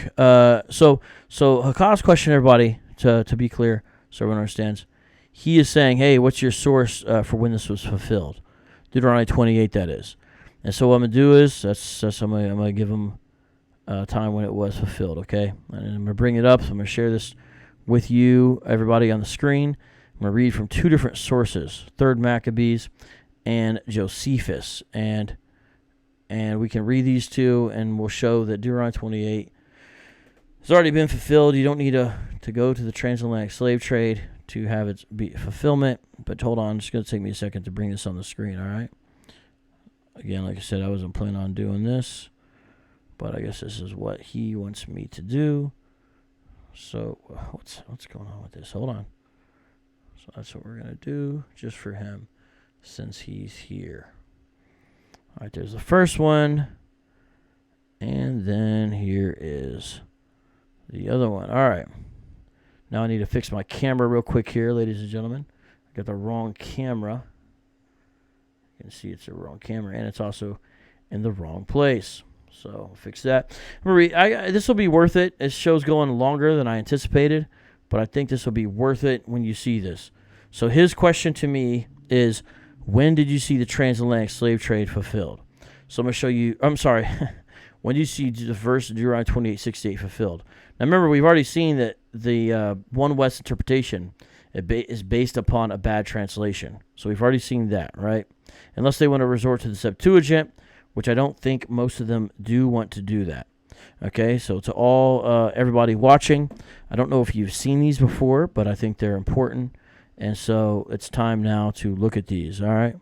Okay, can everybody hear me? All right, I'm going to read these. There's going to be a little bit of reading here. I'm going to make this bigger for everybody to see so you can follow along with me. Okay, so we don't hold 3rd Maccabees to be canonical, but that does not mean that we can never use it. Okay, so here I am in 3rd Maccabees chapter 4 on BibleGateway.com, and I'm going to talk about the Jews deported to Alexandria. Now, if you know a little something, you know that Alexandria, of course, is where? It is in Egypt. That's where Alexandria is. Okay, so let's read this together now. Okay, I'm going to I'm going to start right here. I'm going to bring this down a little bit, and let's read this, okay? You've probably already seen this before. In every place, then, where this decree arrived, a feast at public expense was arranged for the Gentiles with shouts and gladness. For the inadvertent enmity that had long been in their minds was now made evident and outspoken.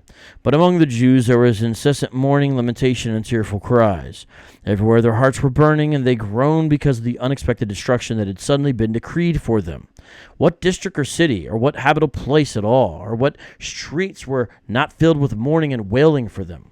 For with such a harsh and ruthless spirit were they being sent off altogether by the generals in the several cities, that at the sight of their unusual punishments, even some of their enemies, perceiving their common object of pity before their eyes, reflected on the uncertainty of life and shed tears at the most miserable expulsion of these people.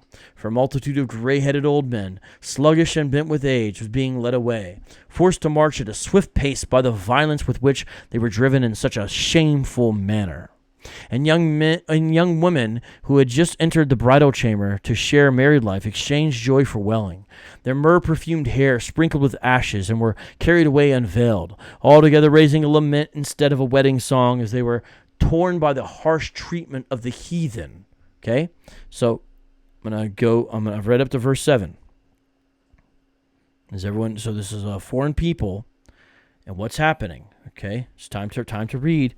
What's happening here? Okay, I gotta look at this, and I want to make sure everyone sees this. Okay, in bonds and in public view, they were violently dragged as far as a place of embarkation. It means they're going to be leaving to go somewhere.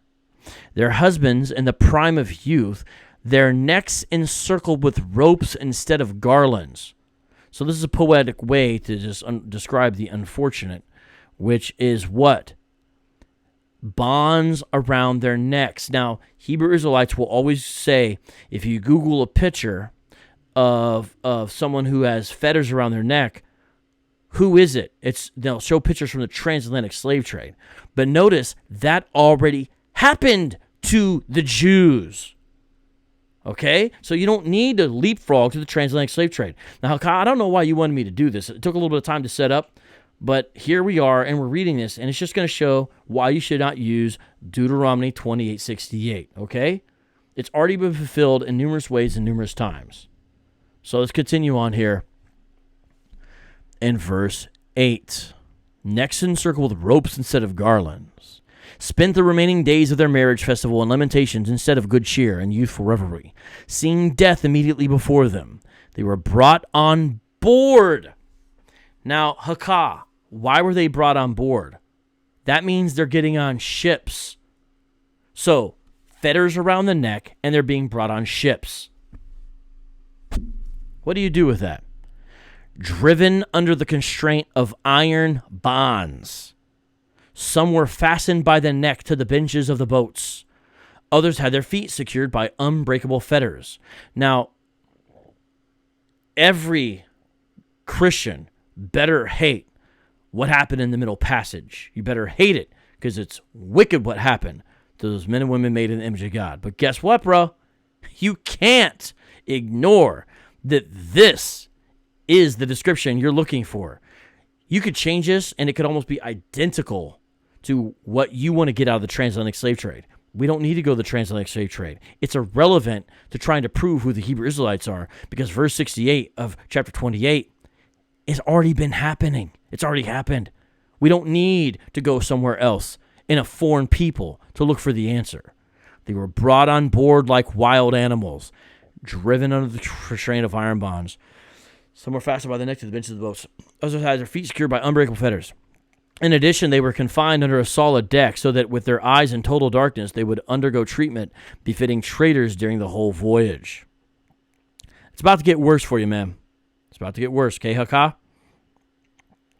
And again, I'm glad I had a good dialogue with Hassad, but you want to come on here asking this, you're going to get it. You know what I'm saying? I got something for you, man. You're going to get it.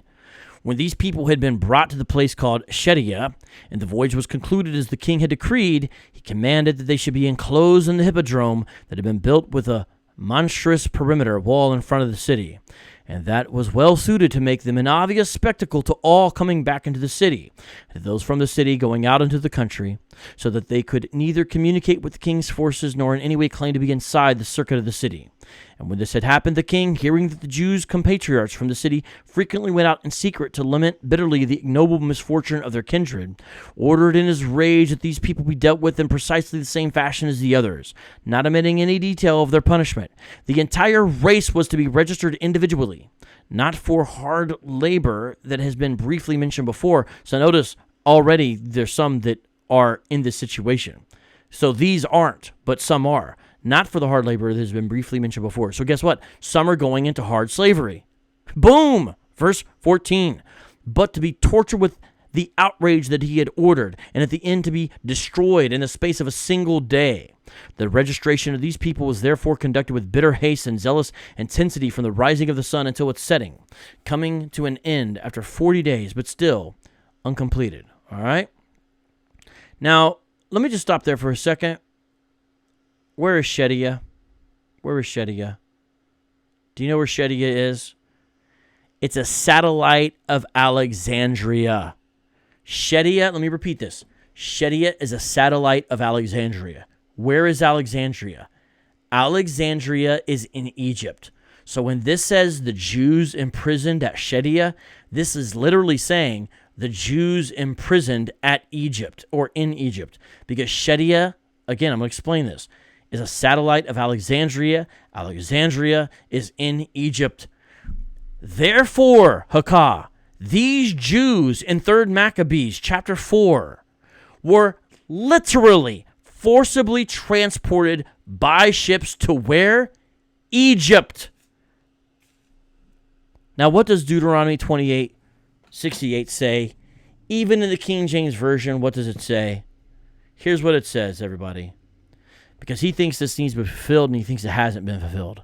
And the Lord shall bring thee into Egypt again with ships. That literally happened. Literal Egypt and literal ships. By the way whereof I spake unto thee, that thou shalt see it no more again. And there ye shall be sold unto your enemies for bondmen and bondwomen, and no man shall buy you. And guess what? We already talked about how they're in slavery. So, I'm going to give the background to this passage, but it's already been read. It's done, but I'm going to give the background so we understand what was just read. This is when Ptolemy IV visited Jerusalem. What he did is he made a sacrifice, and then he tried to enter into the inner sanctuary, the Holy of Holies in the temple. But the priests, and of course even the regular Jews, they of course sought to prevent Ptolemy from doing this. But as a result, he got really upset. He was heated. He, of course, viewed this as an offense. So what happens is in the third chapter, right before what we just read, he sends out what did I say right before? No, what are we on, chapter 4? Third, I'm sorry. In this chapter, excuse me. This is chapter 3. Wait, no, this is third Maccabees chapter 4. So the chapter before what we read. What he does is he sends out a decree to his military commanders. Now, they're stretched out in the territory across his control, basically calling for all the Jews to be enslaved and killed. So what happened? Jews in Egypt and Palestine were attacked.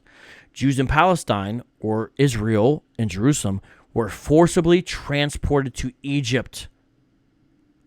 Now, I hope that this makes sense. I hope this is seen. And guess what, though? That's not it. This is really enough, 3rd Maccabees chapter 4, but it's not even the only one. So now we're going to go to another one, okay? I'm going to show you another example of this. Where'd it go? It's just on my screen. Come on now. Don't be... I hate when it plays hide and seek with me. Nope, that's not it.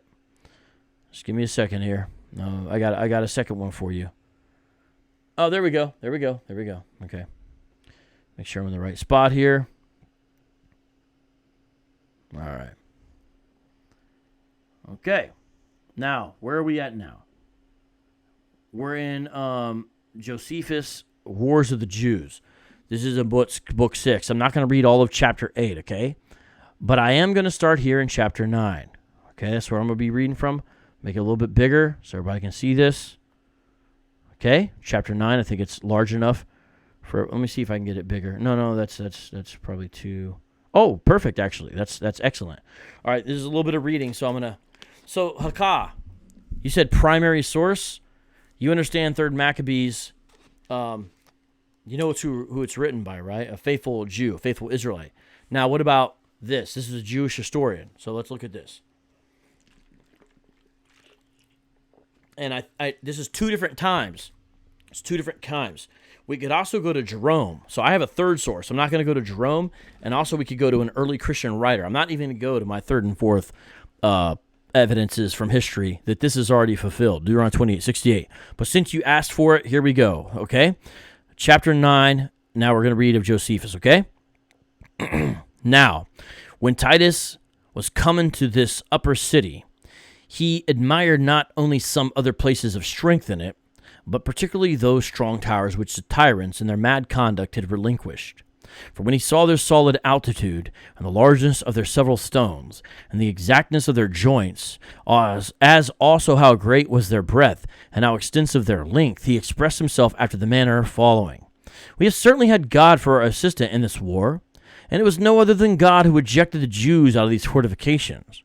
For what could the hands of men or any machines do towards overthrowing these towers? By the way, that's true, because Jesus predicted this was going to happen as a judgment upon Israel for rejecting Christ as rejecting Yeshua as Messiah. 4:12.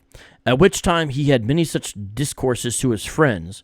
He also let such go free as had been bound by the tyrants, and were left in the prisons. To conclude, when he entirely demolished the rest of the city. So this is all Jerusalem. Boom, gone. 70 AD, right?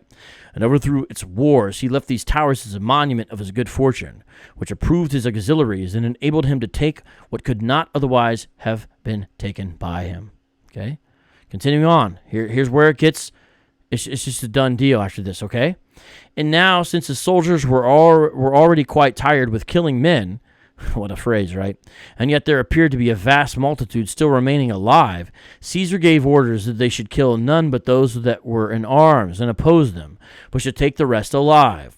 But together with those whom they had orders to slay, they slew the aged and the infirm, But for those that were in their flourishing age, and who might be useful to them, they drove them together into the temple, and shut them up within the walls of the court of the women, over which Caesar set one of his freedmen, as also Fronto, one of his own friends, which last was to determine everyone's fate according to his merits. So this Fronto slew all those that had been seditious and robbers, who were impeached one by another, but of the young men he chose out the tallest and most beautiful, and reserved them for the triumph. And as for the rest of the multitude that were above 17 years old, he put them into bonds and sent them to the Egyptian mines. I'm just going to leave right there, the cursor, and highlight it. I'm going to read the rest of this, though. Titus also sent a great number into the provinces as a present to them. There's a scattering, that they might be destroyed upon their theaters by the sword and by the wild beast. But those that were under 17 years of age were sold for slaves. So now we're going to have to highlight this whole passage, it looks like. Look at that, man. So even if you want to interpret the Hebrew the way you interpret it, fulfilled. Sold as slaves. See that? Now during the days wherein Fronto was distinguishing these men, there perished for want of food 11,000, some of whom did not taste any food, through the hatred their guards bore to them, and others would not take in any when it was given them. The multitude also was so very great that they were in want even of corn for their sustenance. Now, I've heard Hebrew Israelites say, well, yeah, but it doesn't say ships. Let's just stop right there. Number one, it doesn't say how they got to Egypt. It doesn't say, does it? But if they're put into bonds, if it's done before they go into the Egyptian mines, guess what? The only way they could get from Jerusalem to the Egyptian mines in bonds, because they're not going to be walking, most likely would be ships. And guess what? I read the third Maccabees one first on purpose because it shows there is a precedent for foreign pagan rulers to take Hebrews in ships and put them into slavery in Egypt with the bonds on them. So you can't say, oh, this wouldn't have been done with ships. Well, guess what? Third Maccabees already tells you that happened. So it doesn't say how they got there. But everything else was fulfilled here. Slavery in Egyptian mines. Slaves in Egypt. Actual slaves in actual Egypt. And my guess is they went actually in ships because we've already seen the precedent. Now, I haven't been looking at the comments. But I'm going to stop over now and look at the comments. But this is 2 of the 4 sources. And this is not even dealing with all the problems of using Deuteronomy 28:68 as a proof text for your identity. But I'm going to stop there because honestly, that's really more than efficient. That's really more than efficient, okay? So I'm going to go back to bringing up my screen here now, and I'm going to look at your guys' comments, all right? So we're going to do now. All right, let's see what everybody says here. Okay, so guys, all right, let's see. My guess is the comments will be nitpicking, not really. If that's the case, then ships wouldn't be necessary. Well, what do you say about the third Maccabees passage? Kingdom Harbinger Ministries. Why did they use ships in the third Maccabees passage? You said it happened in the time of the Greeks and the times of the Romans, so it keeps happening? No one said that. Who said it keeps happening? But guess what? Guess what, Haka? See, notice how the conversation has changed, Haka. Well, let me point this out to everybody else because I think he knows what he's doing. First, he says, "What's a source that this happened?" Maybe he didn't know that I was aware of these sources. I don't know what he thought was going to happen if he was bluffing. But regardless, then I read two. I read Josephus and Third Maccabees. Both of them show this. One during the time of the Greeks and one during the time of the Romans. Okay? Boom. Done. Now, instead of recognizing that reality, he's saying, oh, so it's going to keep happening? Bro, who said it's going to keep happening? This whole idea of the curses are perpetual and the way you perpetuate it, that's something, you made up. That's something you say. It doesn't have to be that way. It doesn't have to say that. But here's the thing.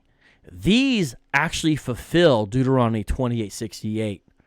You have actual Egypt, actual ships, actual slavery.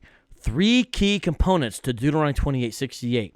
Those conditions are satisfied. They're going back into the land of Egypt in bonds, that's something from another part of Deuteronomy 28, on ships to work as slaves in Egypt.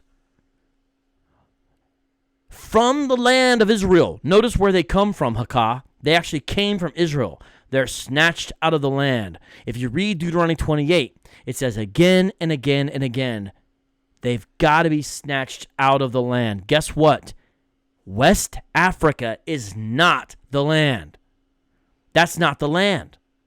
You've got to be snatched out, right? From Israel for this to work. Wow, really, Hakah? Ha, ha, ha. This is, ma'am, I'm putting your comments on the screen because they smack of utter desperation. Even Origen says Josephus has forgeries. So now what he's trying to do is say, well, Josephus is, that part must be a forgery. What's a forgery about this part, Hakah? Are you actually saying that 70 AD, you know what I'm saying, Titus didn't destroy Jerusalem? What's the forgery? Why would Josephus make up about being put in bonds, being sent into Egypt as slaves? That doesn't make any sense. Like, this is desperate, utterly desperate. Even Origen says Josephus has forgeries. So your sources aren't credible. So you ask for primary sources. Hey, Hakah, is Josephus a primary source for the sack and defeat of Jerusalem? Do you know the answer to that? Do you actually even, I mean, honestly, do you even know the answer to that question? Is Josephus a primary source for this? I hope you know the answer, and hope you understand what it is. I'm saying if you have a source that has forgeries, can you trust it? Hey, Hakah, so stop using Josephus if that's the way you feel about him, because I've seen you guys misuse Josephus to try to prove other points. You know what I'm saying?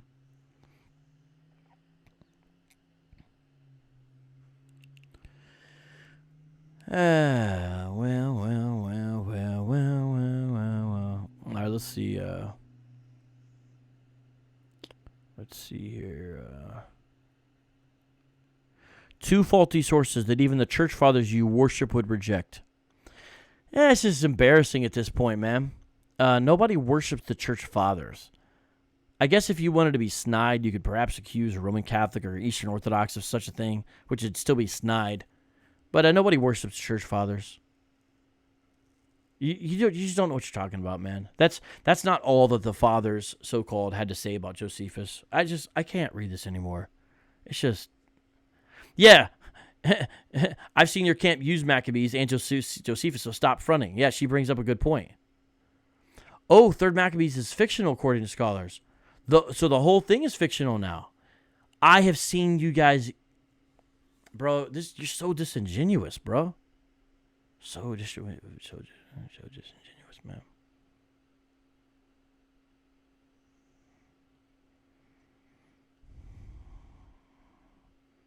The point is, I knew you would go there. Yeah, but you did. All right, well, it's cool, man. It's cool, man. Yeah, it's cool. Either way, with all that being said, it becomes irrelevant. You know why? Because the transatlantic slave trade does not match Deuteronomy 28:68. Okay, so we're gonna have to stop here and we're just have to look. We're just have to look at this. You know what I'm saying, we're just have to look at this. Okay. Yahweh is gonna bring you into Egypt again. So here's the question: can it be again if you were never there? Bring you into Egypt again with ships. So this is the anti-Exodus motif, as if the Exodus is going to be undone. That's what's happening here, right?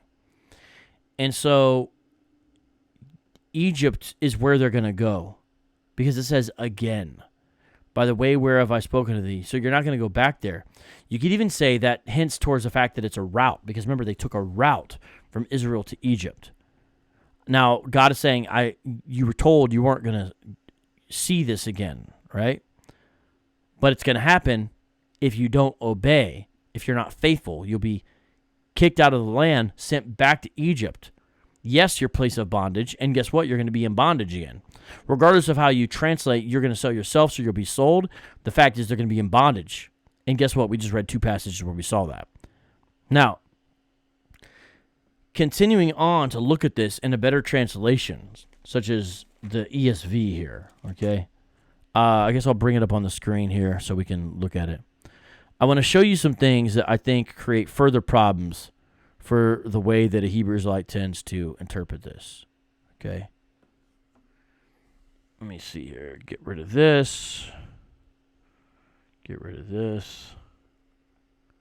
Where's my logos? I gotta do some rearranging here. I'm gonna show you how you've got massive problems with this if you want to try to use it regardless. You know what I'm saying? That's what I'm gonna show you right now, okay? So it's not just the fact that it's been fulfilled. It's the fact that you got some big problems, okay? So let's look here, okay? Let's start here in the top of the chapter, okay? Let's go to the very beginning of Deuteronomy 28. And let's do something. We hit Control F or Command F. Type in Egypt, okay? See that? What does Deuteronomy 28:27 say? It says the Lord will strike you with the boils of Egypt. So notice again how this is like the Exodus is going to be undone. But the boils of Egypt, this doesn't mean the boils of bondage or the boils of metaphorical slavery or something like that, or slavery as a metaphor, rather. This is saying, remember when I sent 10 plagues upon the Egyptian people? Remember that? Remember how they got boils on their skin? Yahweh is saying to the Israelites. He's saying, if you disobey me, those same boils, those boils of Egypt, you're going to get those. Guess what? My point by showing you that is that that's actually Egypt. It's actually Egypt, isn't it? Yes, it is. That's actually Egypt. It's not some metaphorical thing, okay? It's actually Egypt. Hold on. Why is it giving me problems here? Huh. Why is it doing that? Oh, this is weird, man. I don't like the way this... Come on, Logos. It's messing around on me. All right, well, now we're going to have to look for the other one in here. So there's one. There's another one I'm going to show you here in a second.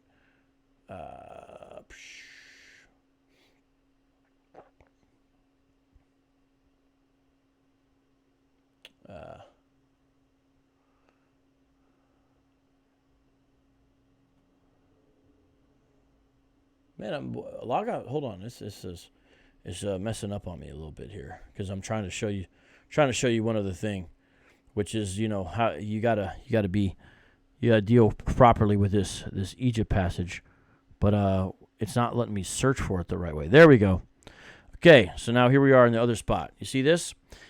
And he will bring upon you again. Notice it's a similar idea. Something that happened to you is going to happen to you again. So, remember the diseases happened to Egypt? It's like, hey, you saw those diseases. You're going to get those same diseases. But it's disease of Egypt. And, of course, as we know, Mizraim is the Hebrew word there for Egypt. And it just means a place name. It means Egypt. It doesn't mean anything else.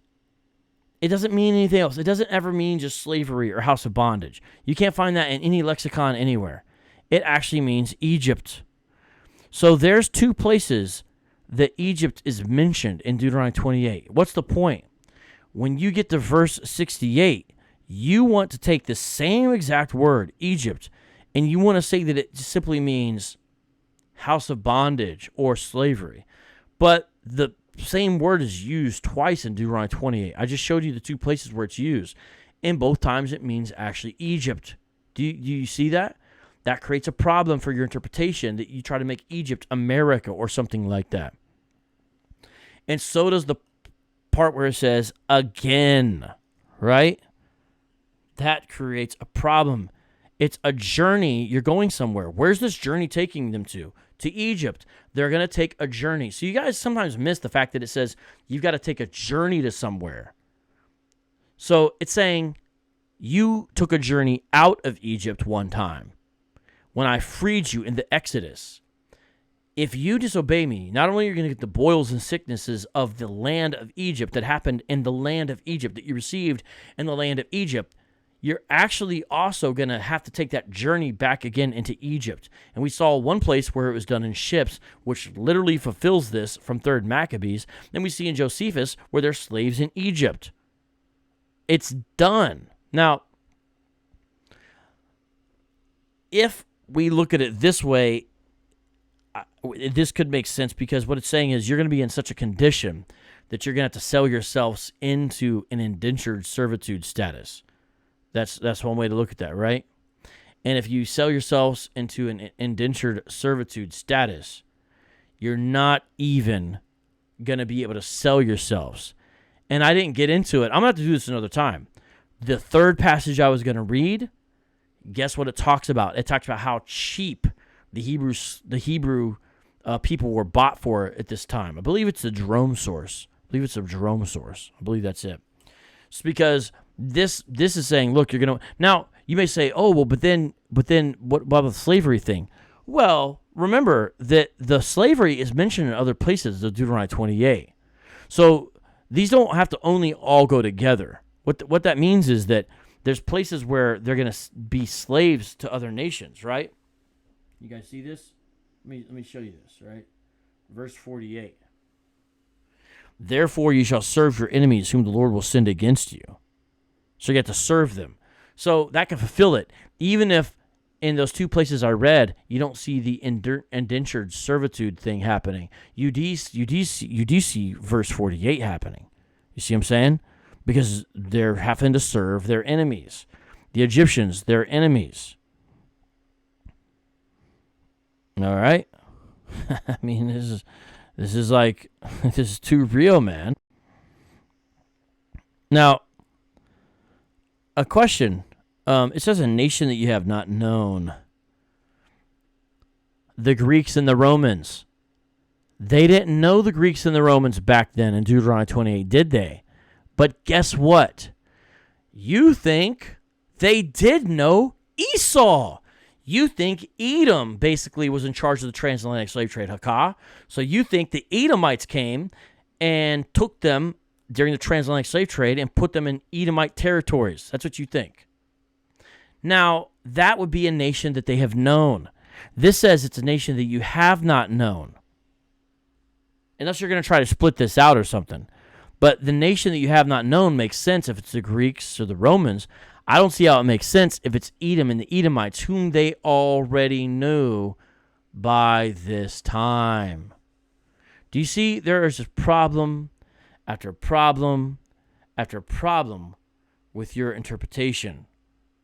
Okay, so I'm going to show you something else here that creates problems. Okay, this is just simply the logic of the text. This next thing I'm going to show you. Okay, here back in verse 68. Regardless of how you translate this, you still have this. Okay, sail. Hebrew word is the same there. Okay, Hebrew word is the same there. Right. Now, when you have that situation.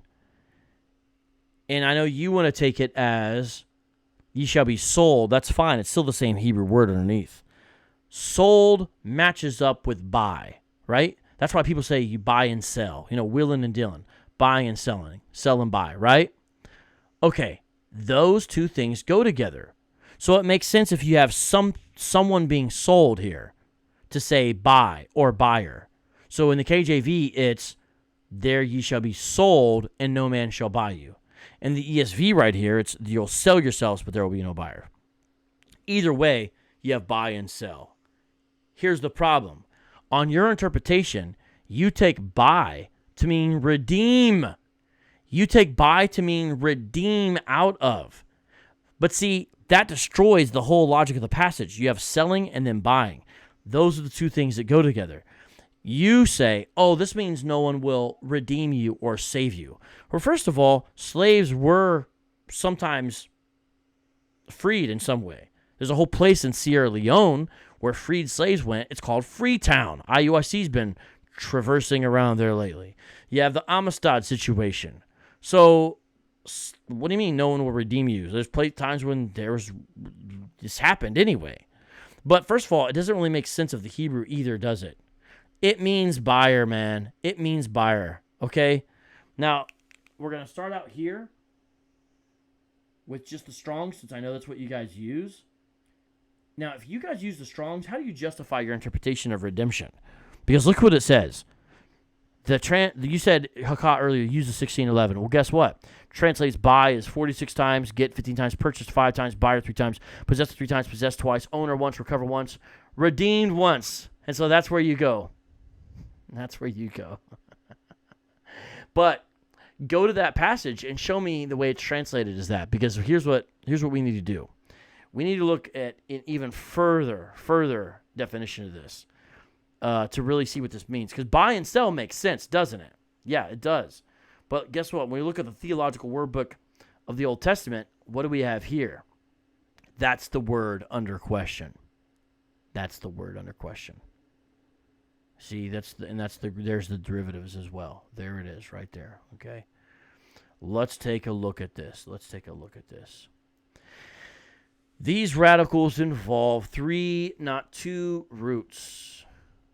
In Kana, we discern one root denoting a commercial financial acquisition. Did you hear that? This is the theological word book of the Old Testament. A much more in-depth lexicon than Strong's, which is not even really a lexicon. Financial acquisition of movable goods, except some uses in Proverbs where wisdom is to be acquired. So there's an exception. And another root denoting creation by God, bara.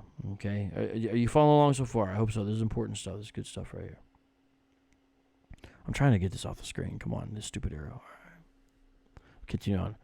For the third root, see read, distinguish to get property by laboring, to redeem, buy back. So even that is buying back. Even that's buying back if you wanted to use that one there, right? But it does not work, right? That's the one time you have that. And that's not what it's saying. I mean, it's just simply not what it's saying. The context is obvious. That's not what it's saying. All right. But by the way, that would still mean buying. You know what I'm saying? It's not save you. That redeem even there is in a financial transaction sense. All right. Let's continue on with this here.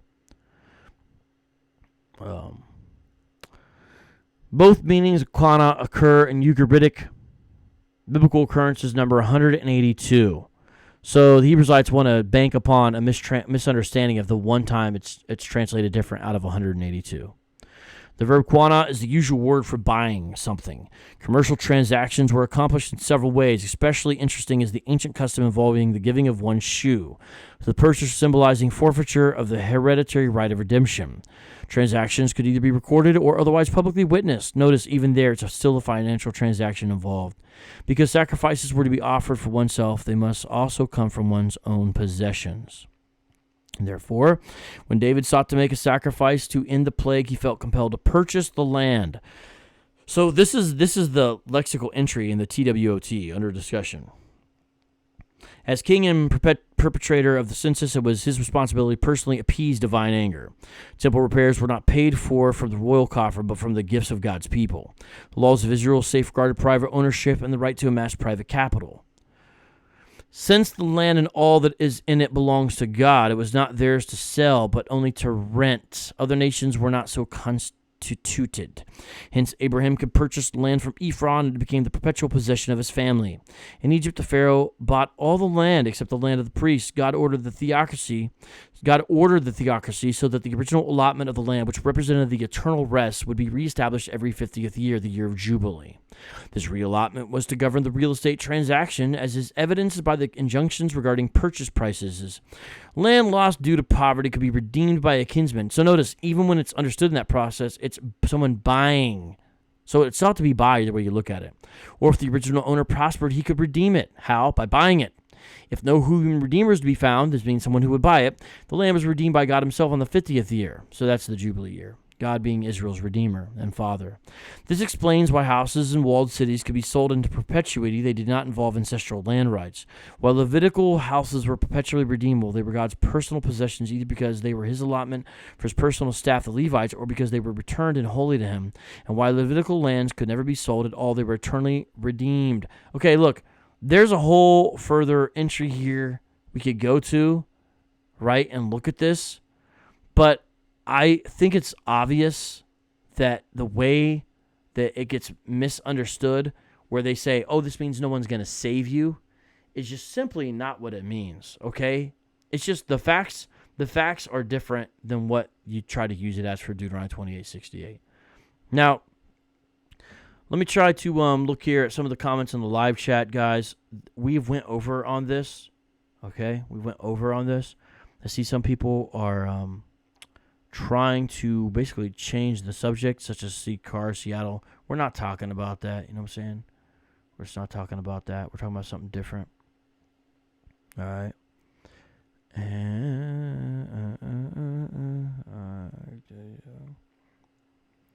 me see here.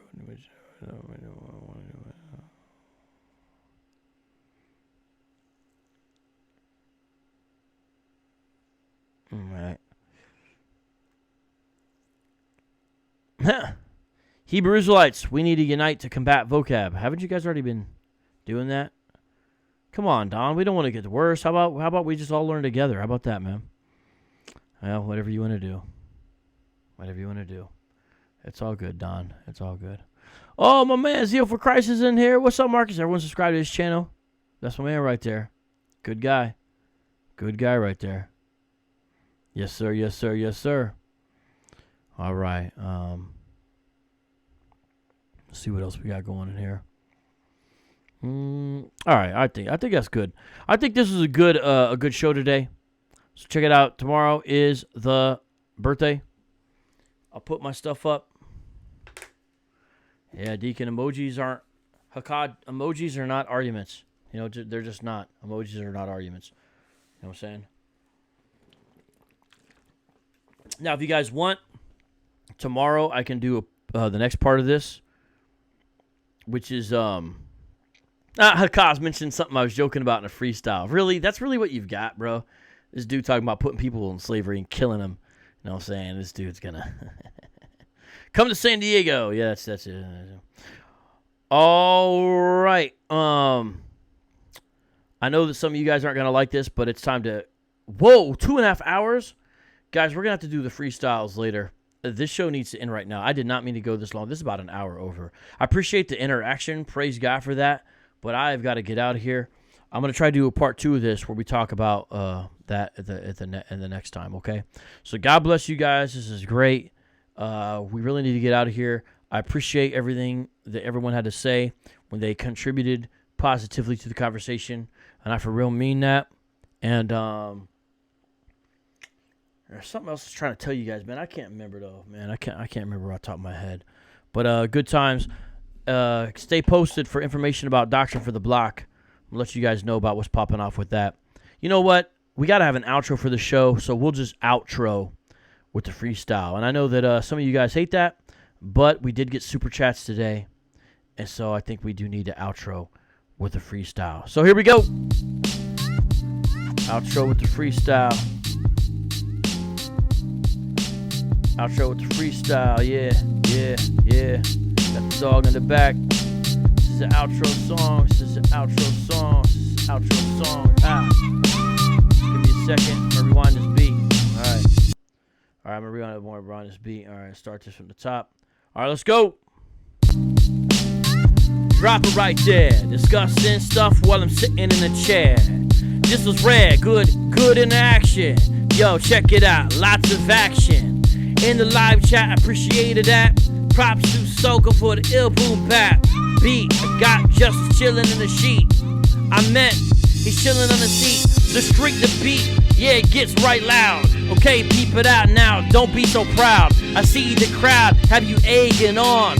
Peep aside now, I gotta go be gone. I gotta leave John, mark the name. Now, y'all already know that you're playing games. Vocab Malone, I blaze, I aim. Peep this out now, this ain't lame. Well, maybe it is, I'm limping, I'm walking. Vocab Malone, spitting while I'm talking. On the mic, it's the microphone. When I'm done, say, peace out, shalom. Top of the dome, here Arizona. People saying, hey, yo, come on. The saying the ego, connect like a Lego. Here we go again, Yo, where I'ma go, I'ma start, I'ma ride. Peep this out now, ride like an ill height ride. Yes, y'all, gotta thank God. Peep it out now, got the beef like Bob Burger. When I murder the track, peep it out now, Christ coming back. He's gonna crack the sky, gonna be fly. Like Queen Latifah, it's UNIT. Why? Ask why, that's the question of the session. Vocab Malone, the mic that I'm blessing. Don't be stressing, yes I'm sure. Keep it out now, I did procure a room in the hotel, first Noel. Had a conversation like LL, it was a cool one. With the cool son, brought out the Bible like it was a gun. Not a shotgun, but a bop gun like my main man, check it, George Clinton. Peep it out now, not Hillary, but I grab the mic with artillery. Are you feeling me? Well, I'm killing the beat. Ah, yes, y'all, you tap on your feet. Never taste defeat, that's kinda gross. Grab the mic, burn the mic like toast. Post up, inside the spot. I rap whether you like it or not. The mic is hot, but now I'm done. Go ahead, count. 3, 2, 1, son, ha!